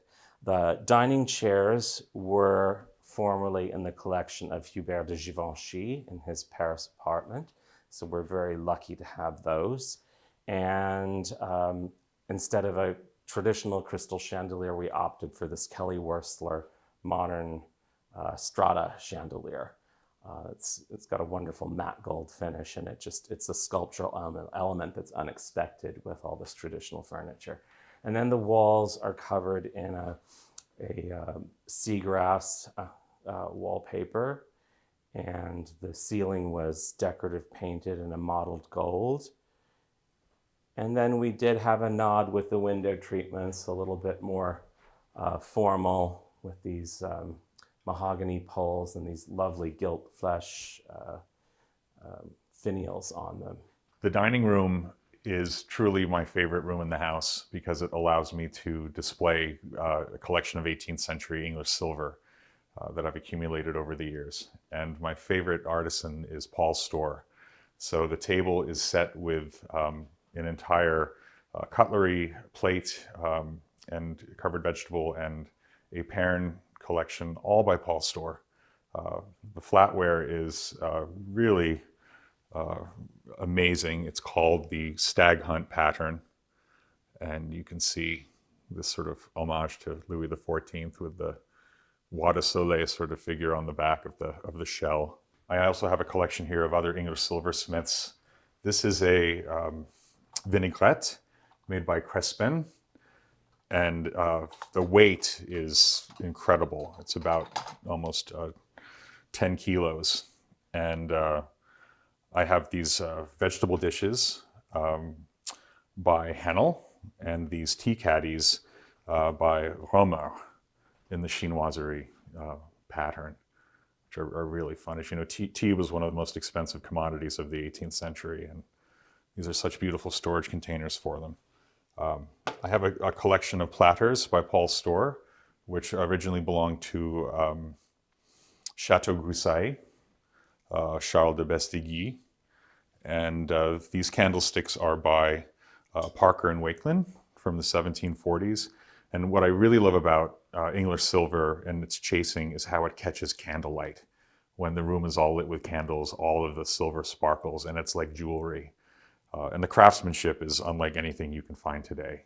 What are we having for dinner? Well, I still serve a soup course, which isn't very popular, but I still love to use the silver soup dishes that I have that match this Paul service. And the wonderful thing about silver plates and bowls is that they don't chip. So They dent and they scratch. yeah. But we'll have usually a vichyssoise. Sometimes I'll do a fish course with a champagne sauce with some caviar, and then we'll go on to a meat course, usually a filet mignon, again with a nice béarnaise. We'll have a cheese and fruit course, and then we'll have some kind of wonderful dessert. Eric is a very good chef and also makes a flan to die for. I'm a sweet hound.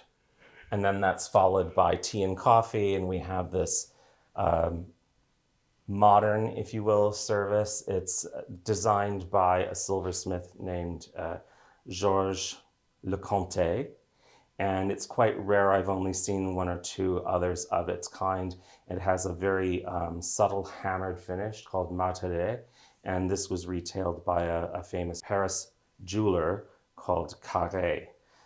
We love chinoiserie and we love Amari porcelain, especially plates from the 19th century. And these were just over the top, beautiful gadrooning, harkening back to the 18th century. And a lot of our other silver meat services are of this gadroon pattern. So it all seemed to work. And we found them at auction on our first date. Yeah, Doyle. Yeah, Doyle. Doyle.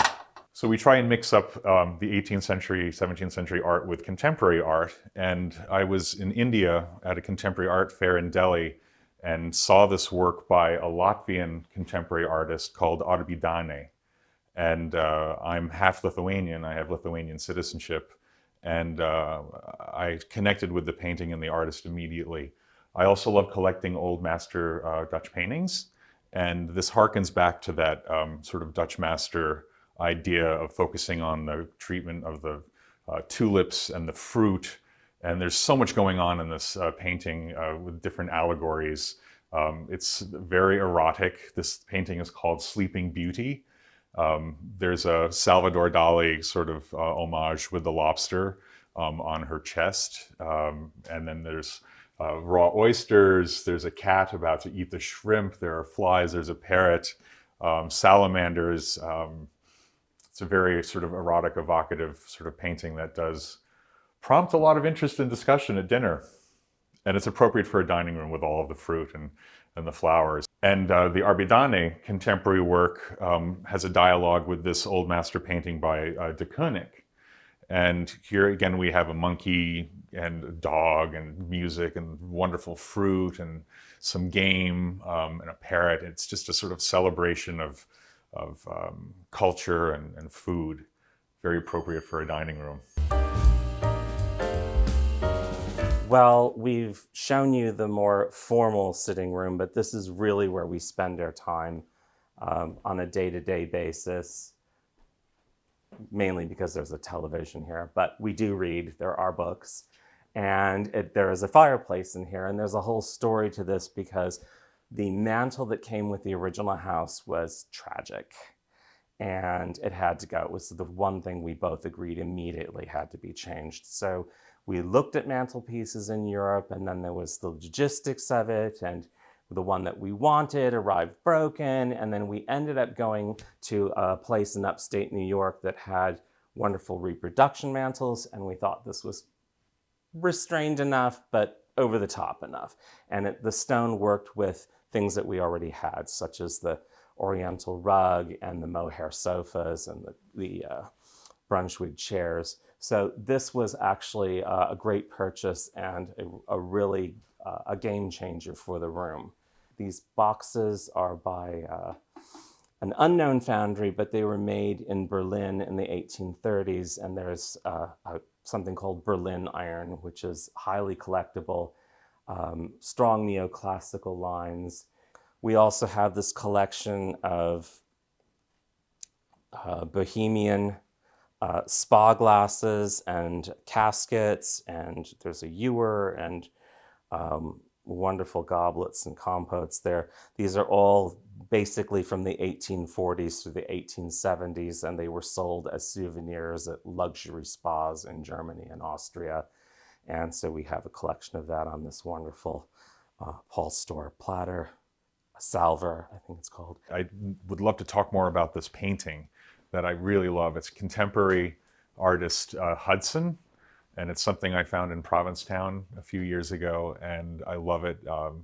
I love the late Queen and the example she led through her life, and it seemed to work with the colors of the room also, and other items on the fireplace that are really interesting. There's a set of candelabra that belonged to Napoleon, and they were on his desk at Malmaison.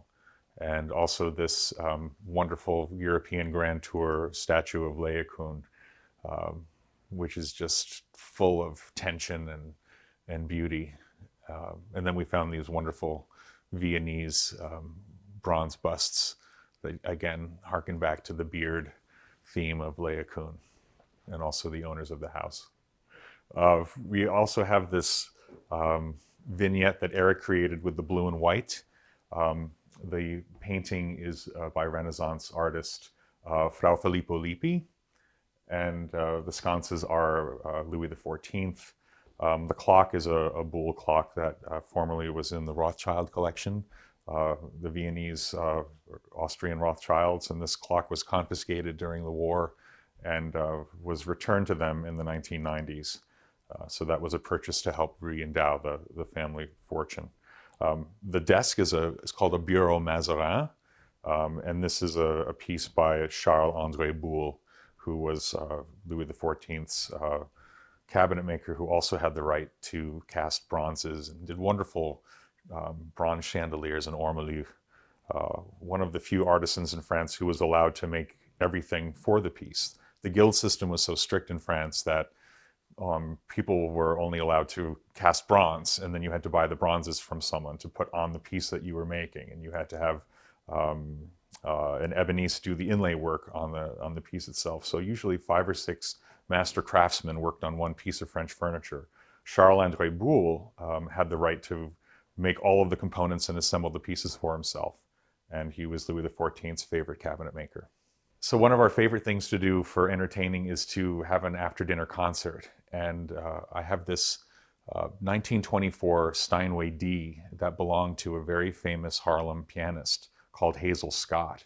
She was the wife of Adam Clayton Powell, and she used this piano in all of her movies in the 1940s and 50s. She did lots of cameo appearances in Bob Hope movies, and she was very talented. She could also play 2 pianos at once. And this piano was her personal one. So we bought this piano at auction many years ago, and I had it fully restored. The problem when we bought the house was where to put it. And so this was a breakfast room, which we converted into the piano room. And eventually we're going to put a screen to mask the kitchen with maybe sliding doors that can open and close to sort of keep this area more formal for concerts. But I play like Edith Bunker. I just warn you in advance, but I'd like to play for you really quickly so you have an idea of what the sound of the piano is.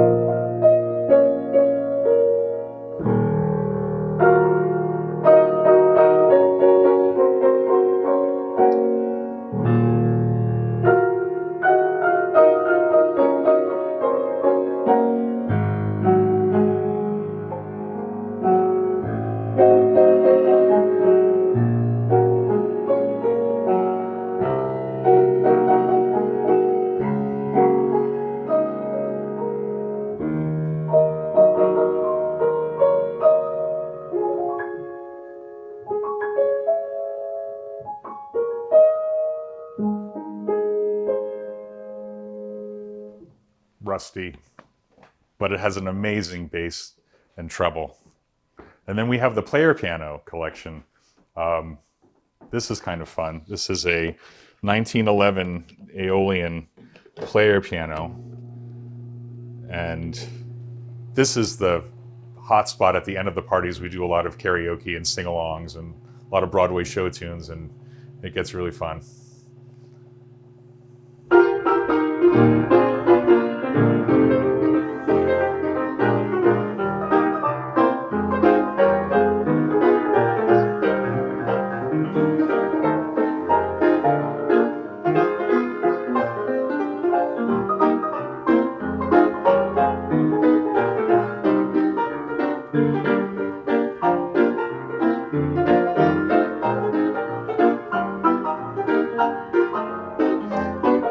What's great is that the words and lyrics are on the side of the music, so you can sing along with it.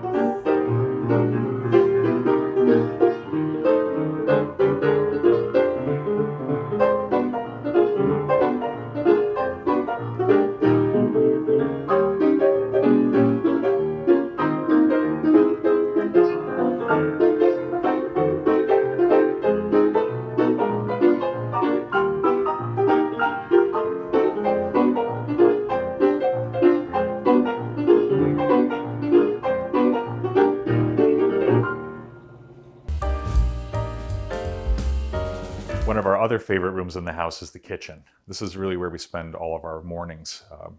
I found this oak table at an auction from a house on the main line in Philadelphia. And we love to do what are called kitchen suppers here in the neighborhood. It's very casual. I'm cooking at the stove, so is Eric. You know, it's very relaxed. I don't have the staff here for the more formal dinners in the dining room, so it's even more relaxed and fun. And I've set the table for a dinner using this French faience by Caillot and Longchamp. The chairs are Italian, again, Rococo style.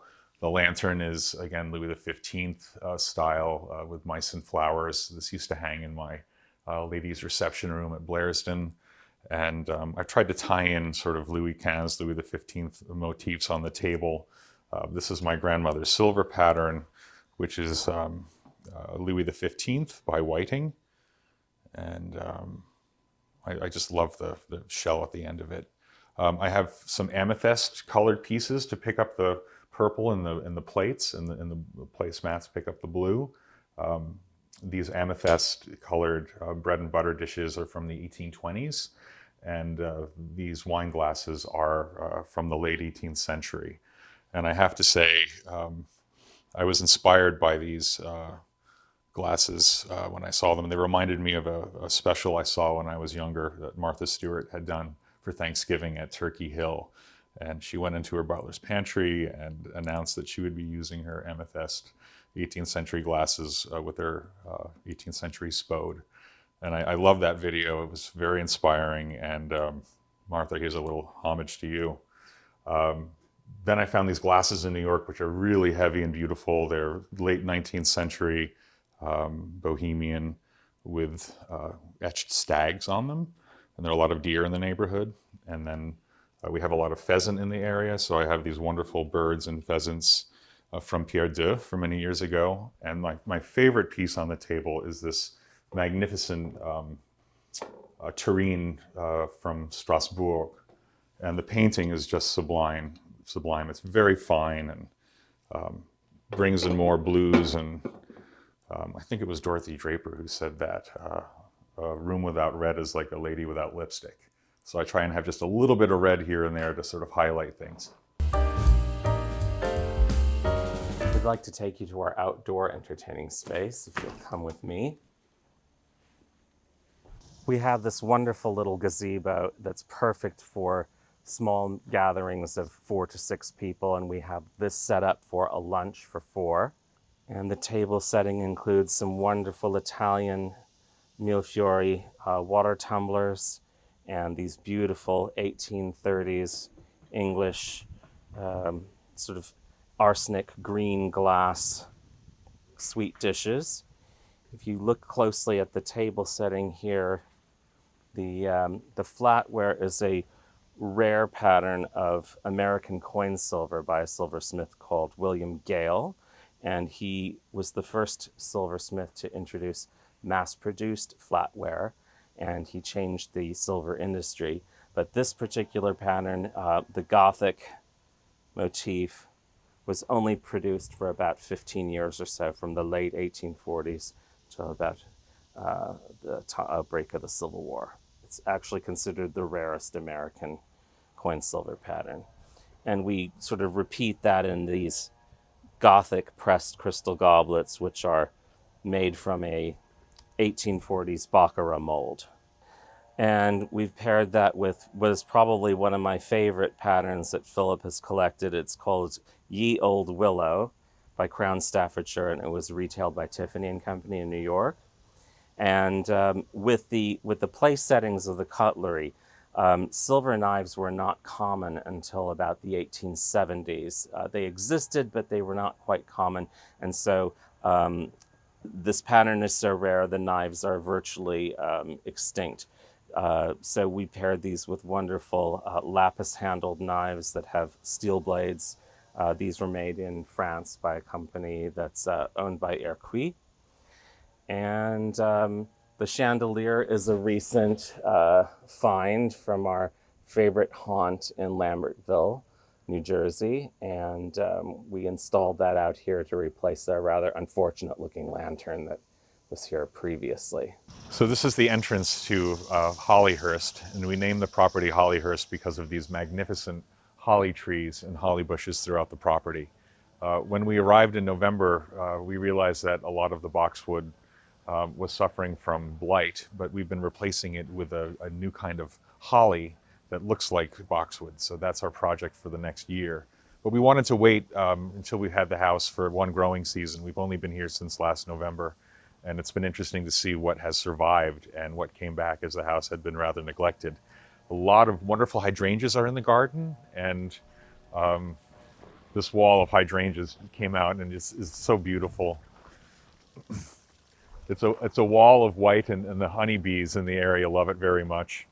And then the roses did well this year, and I did have to plant some herbs. So I put in some basil and rosemary and some tomatoes, and everything seemed to do well. The soil is rather poor on Hell Mountain. It's very rocky, so some trees that I planted didn't really work out, but I tried to put in some fruit trees, as my Lithuanian relatives have in Kaunas. It's nice to go in the garden and pick fresh plums and peaches in season. And New Jersey is famous for its peaches and tomatoes. But it's a simple parterre garden, a work in progress still. Yeah. It's still a work in progress, of course, the first season, but the herbs did well and the strawberries did well, and I put in some peonies and more roses, and it's wonderful. It has a nice European feel, I thought. And we have this smaller terrace near the gazebo for cocktails in the evening. And it's sort of fun to sort of be here in the forest. Occasionally I do see a bear walk by on the other side of the bear fence. But it's exciting. There's great wildlife out here. We have foxes, we have deer, coyotes, and I think we even have some mountain lions. Haven't seen those yet. I would say my favorite thing about the house is that it's spacious. Everything has room to breathe. It's very light and airy. I love the forest location, especially because we can open the French doors on the ground floor and just let the breezes come through the house. It's an entertaining house, which is really important for us. I think we inspire each other. Yeah? That's very sweet. Oh. Yeah. Who and what inspires me? I would have to say so many of the, besides Eric, of course, as a designer, some of the other great designers. I'm a huge fan of Jacques Garcia. I'm a huge fan of Juan Pablo Molineux back in the day, and Alberto Pinto was amazing. I would also have to say Joseph Ashkar and Michel Charrière. who do amazing work in Paris with interiors, with period paneling and furniture. They've just done this amazing project at the Hotel de la Marine in Paris. So through here we have one of the guest bedrooms. And this, we combine some of the classic 18th century French furniture with a chinoiserie motif. This is a beautiful wallpaper by Brunswick and Fee. It's made in England, and it's based on an 18th century design with pagodas. And we sort of have an inverted pagoda chandelier from John Roselli, which is done in this wonderful hand-painted faux tortoiseshell finish. And that sort of just ties in with the bamboo blinds that are above the French doors. And then went with very simple linen curtains and bed hangings here over the bed. This wonderful bed was made in Paris by a company called Linke in the 1890s, and you have a beautiful urn here in the center, this wonderful center medallion, and then the treillage motif on the sides, and then ormolu on it, of course. Impossible to find a ciel de lit to create the bed hanging, so that was actually a home project here where I found a simple white one online and then painted it faux bois to give it a little bit of the flair of the period. And the bed made with just simple beige and white linens. I call this the bunny bed. Well, I don't call it. It was actually, I was taught this when I worked at Bunny Williams. The first installation I ever participated in was a home in the Hamptons. And one of the people in the office said, "Are you good at making beds?" I said, "Relatively. Do you know how to make a bunny bed?" I said, "What is a bunny bed?" So apparently this was the preferred way Bunny Williams makes up a bed, where the standard pillows are stacked like bricks on top of each other behind. The Euroshams are standing upright in front of them, and then the boudoir pillows in there. So that was one of my first aesthetic lessons at Bunny Williams in terms of doing an installation. So funny enough, I'm brainwashed, and that's how I make every bed to this day. And then in this wonderful secrétaire à battant, I'm going to lift the lid so you can see the wonderful marquetry on there and all the book matching of the veneers. Inside we have a full orchestra of Meissen porcelain monkeys. Those are all hand painted, 18th century. And then the monkey theme is carried up into this wonderful 19th century porcelain piece with the monkeys on board. And chinoiserie again, wonderful Chinese export, 18th century reverse painted glass depicting a domestic scene. And these incredible candlesticks that are also 18th century. They are Kangxi porcelain figures, and they're set on gilt bronze or ormolu mounts with cloisonné bobèche on them. And then we have another extraordinary pair of sticks over here. They're actually candelabrum. These are 18th century Meissen, and the figures were done by the premier figure maker of the day for Meissen, Candler, and they're wonderful painting. And then on the wall above, we have this 1920s scene of Place Madeleine. We are both Francophiles, obviously, and spend a lot of time in Paris, so that is a very familiar scene to us, and that was done by a painter called Grisson in the 1920s. And again, 18th century commode and some miniature bergères flanking it, and then this wonderful green tortoiseshell bouillotte clock.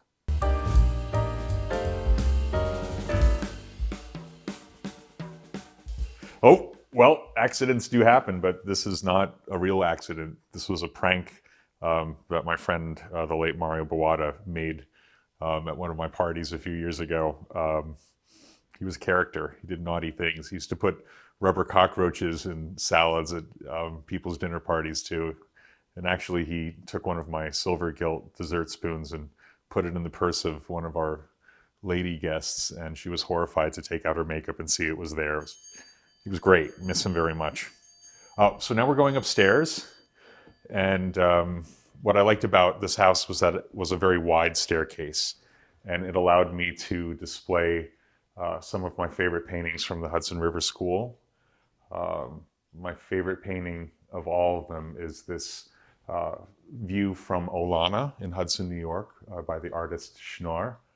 And I also have a local artist, Nick Casano, who's a great chef and architect in the area, and he painted this beautiful sunset in the smaller frame. At the top of the stairs, we have another great portrait in the house. This is by Hudson of George Hunt, and it's one of my favorites because he's just back from his European tour in the 18th century, and he's holding one of these wonderful Venetian masks. Very, very well done. And as we come up the staircase, another time travel piece, this beautiful clock by Yeardley Norton from the 1750s. It's a musical clock. It plays 5 different airs. So this instrument was made in America, partly. The case was made by a Paris workshop of David Jacquet, and the rest of it assembled by Zuckerman Harpsichords in Stone, Connecticut. And this instrument I bought over 20 years ago. I was young, living in Manhattan, no money, walk-up apartment, but I had to have this instrument, and I sort of call it my Porsche because that's what I could have bought instead of the harpsichord. And it's something that I always wanted. I had a smaller instrument before that it didn't have the sound or the capability. Again, we're both musicians, we both had instruments, and I had this harpsichord, so it was a question of where is it going to go? I didn't want it in one of the major sitting rooms because then it starts looking too period piece, and I wanted it somewhere where you'd have some resonance. So the second floor landing with this gallery over the foyer is perfect because we could always have a couple of other instrumentalists here and do a little ensemble to play for guests. So I'll indulge you with a brief bit of my playing, such as it is, and here we go.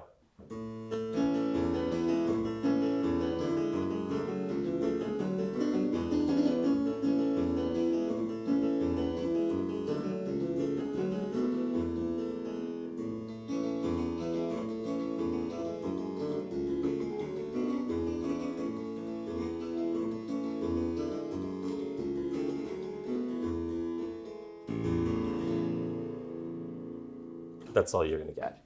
So I'm going to take you into one more sitting room that we have on the second floor. It's just off of our master bedroom. And this is sort of my little personal study office, and incorporated a couple pieces of buhl at either end mirroring each other. These are brass inlaid 18th century buhl pieces. We have this Mazarin desk and this commode, and above each there's a matched pair of George II English pier glasses, which have the original mirror in it. So you get all the imperfections and all the age marks related to that. And they are facing each other, mirroring the room. Got a wonderful window seat here between the closets, and what I did was I incorporated the same chinoiserie pattern window treatment, this wonderful silk that's no longer made, and incorporated that in the seat, and cushions here that match the sofa, the curtains here that match in the chinoiserie silk. So the choice of wall covering was up for debate because I wanted stripes. There was a very specific green on green palette that I had seen in a house in England called Bridwell Park. It's owned by Ivor Mountbatten. It's his study, if you will, his library. And it's this exact same scale and palette. And I had to have it. There's no paper made like it. So I had to paint the walls myself. So painted a ground color and the lighter, and then taped all the stripes out and painted the darker. So this was another do-it-yourself project that we had. And Philip was puzzled as I did it, but when he saw the end result, he was quite pleased with it. And here I've got a sofa that I designed. It's called the Blenheim Settee, and I named it after Blenheim Palace in England, which was the ancestral home of one of my early mentors, Lady Henrietta Spencer Churchill.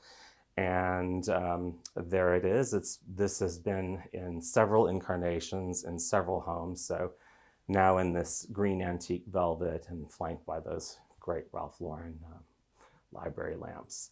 And then the paintings that you see on either side, which are sort of uncharacteristic to the rest of the room, but these are contemporary, and they're by an artist friend of mine named Brian Tull, who's actually a sculptor. He's known for large-scale public works, probably best known for the Hunger Memorial in Battery Park in New York City. And these are a pair of paintings that he did for me many years ago, and they were a personal gift, and I will treasure them until the day I die. So those are featured here to give a little modernity to the room. And likewise, these wonderful gilt chairs, they are by probably one of the greatest designers of the 20th century, Angelo D'Anghia. So this is his Grand Soleil chair. It's kind of an homage to a French fauteuil and this sort of sunburst carving. And then this is upholstered in a wonderful raised cut velvet, which is very graphic and very geometric, and it lends a little modernity to the room. And then with all the opulent furniture and gilt chairs, decided to tone it down with this very humble seagrass rug, and I love the basket weave motif of the seagrass. And then I introduced a whimsical touch with this coffee table made in the 1930s, and this is all reverse painted glass, and there's a chinoiserie motif in the center as well. So again, wonderful French furniture pieces that were involved, but we wanted to pare it down without ignoring it entirely. So I found this contemporary made campaign bed, which has a French 18th century flair to it. And now my wonderful partner will tell us about the fabulous antique pieces of furniture in here. But there was an aesthetic decision. We had a pair of benches in front of this bed, and they just didn't work. And this marvelous console did not have a place in the house, and it really needed to be seen. And I just came up with the idea one day that it should go at the foot of the bed, because this is where our coffee tray can sit when we have our morning café au lait on a weekend. Well, it was a piece that's really over the top. It's really hard to sort of put it in an interior because it's very dominant, but it's a very famous table by a French Regence maker called Pinot. And it's been published several times, and it's really over the top, but with the gilding, we thought we'd put it in the bedroom, create a fantasy bedroom, and it does seem to work. Other pieces in the room, this is a really important commode by Henri Riesner, and I have a 18th century portrait by Pillemont over it, and these were some other pieces from my past wonderful French Empire candelabra, and then this very cute, what's called a poudreuse by the maker Topino, and mahogany furniture. The reason why these two pieces are really unadorned with ormolu is that mahogany was such a rare wood when it first was discovered. People were fainting that when Marie Antoinette put a floor in her boudoir at Fontainebleau of plain mahogany. And so the wood was so rare they didn't want to cover it up with heavy ormolu. So this is a very, very restrained, chic piece by Topino, and I've covered it with some French sticks. And the chairs, the fauteuil is a suite of 8 by royal chairmaker Georges Jacob, to the court of Versailles. And so these parcel gilt chairs had a wonderful blue covering. To bring up Mario Boata again, he really liked how these were done, and I never wanted to reupholster them after he complimented them. I have a center table here where we also keep drinks and trays, and views of the garden. And again, bringing in a little more chinoiserie into the room, we have these reverse glass paintings.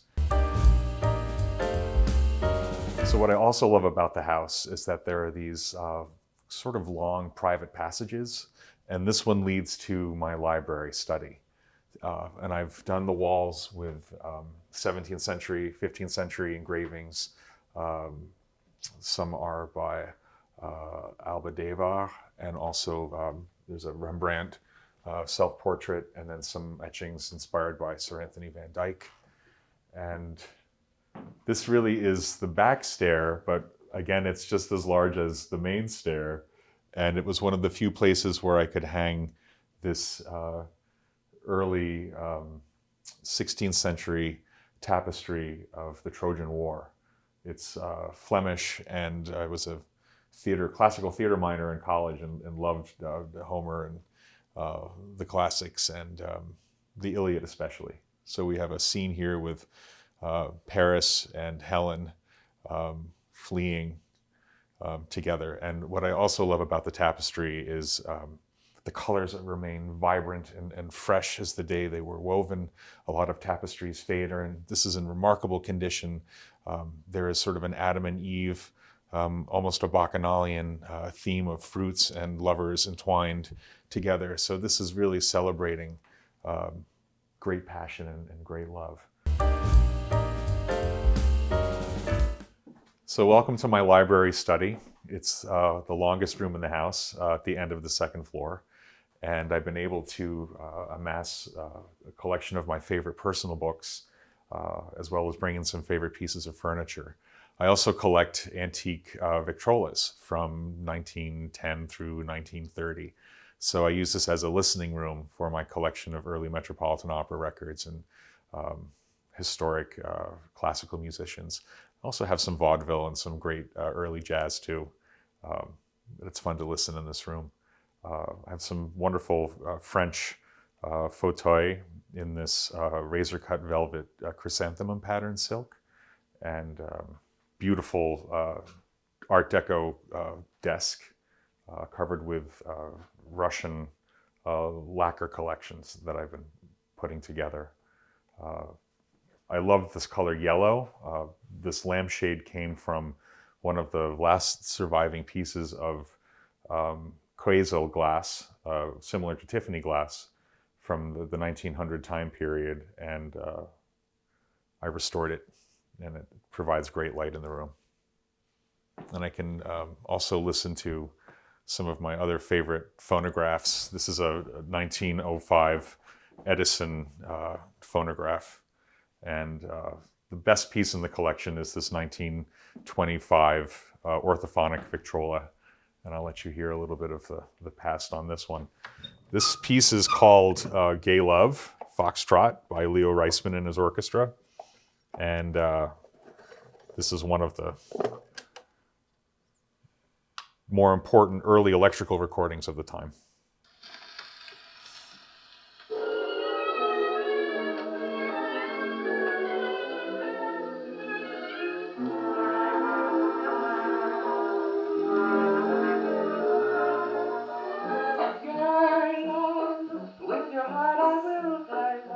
Home for me is really where Eric is.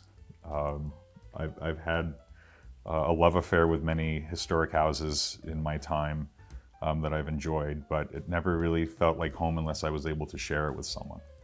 So we're starting a new chapter after 1 year, and very happy to have discovered so many things that we enjoy doing together, and it's been joyful. Home is about the people in it. It's the people who inhabit it. It's about the love that is experienced in a dwelling. That's what makes a home. The rest of it is just dressing. I mean, the rest of it is furniture and collections and whatever you have around you, including the dust and grime and dog hair and whatever makes up your life. That's what home should be. Yeah, I'm fortunate to have my sister's family close by, about half an hour away, and not only does the house come alive when we entertain, our friends, but when my sister's family come out, it's just wonderful. Right, Grandchildren three play. generations here. It's really beautiful. Thanks for watching. For more Homeworthy content, be sure to like and subscribe.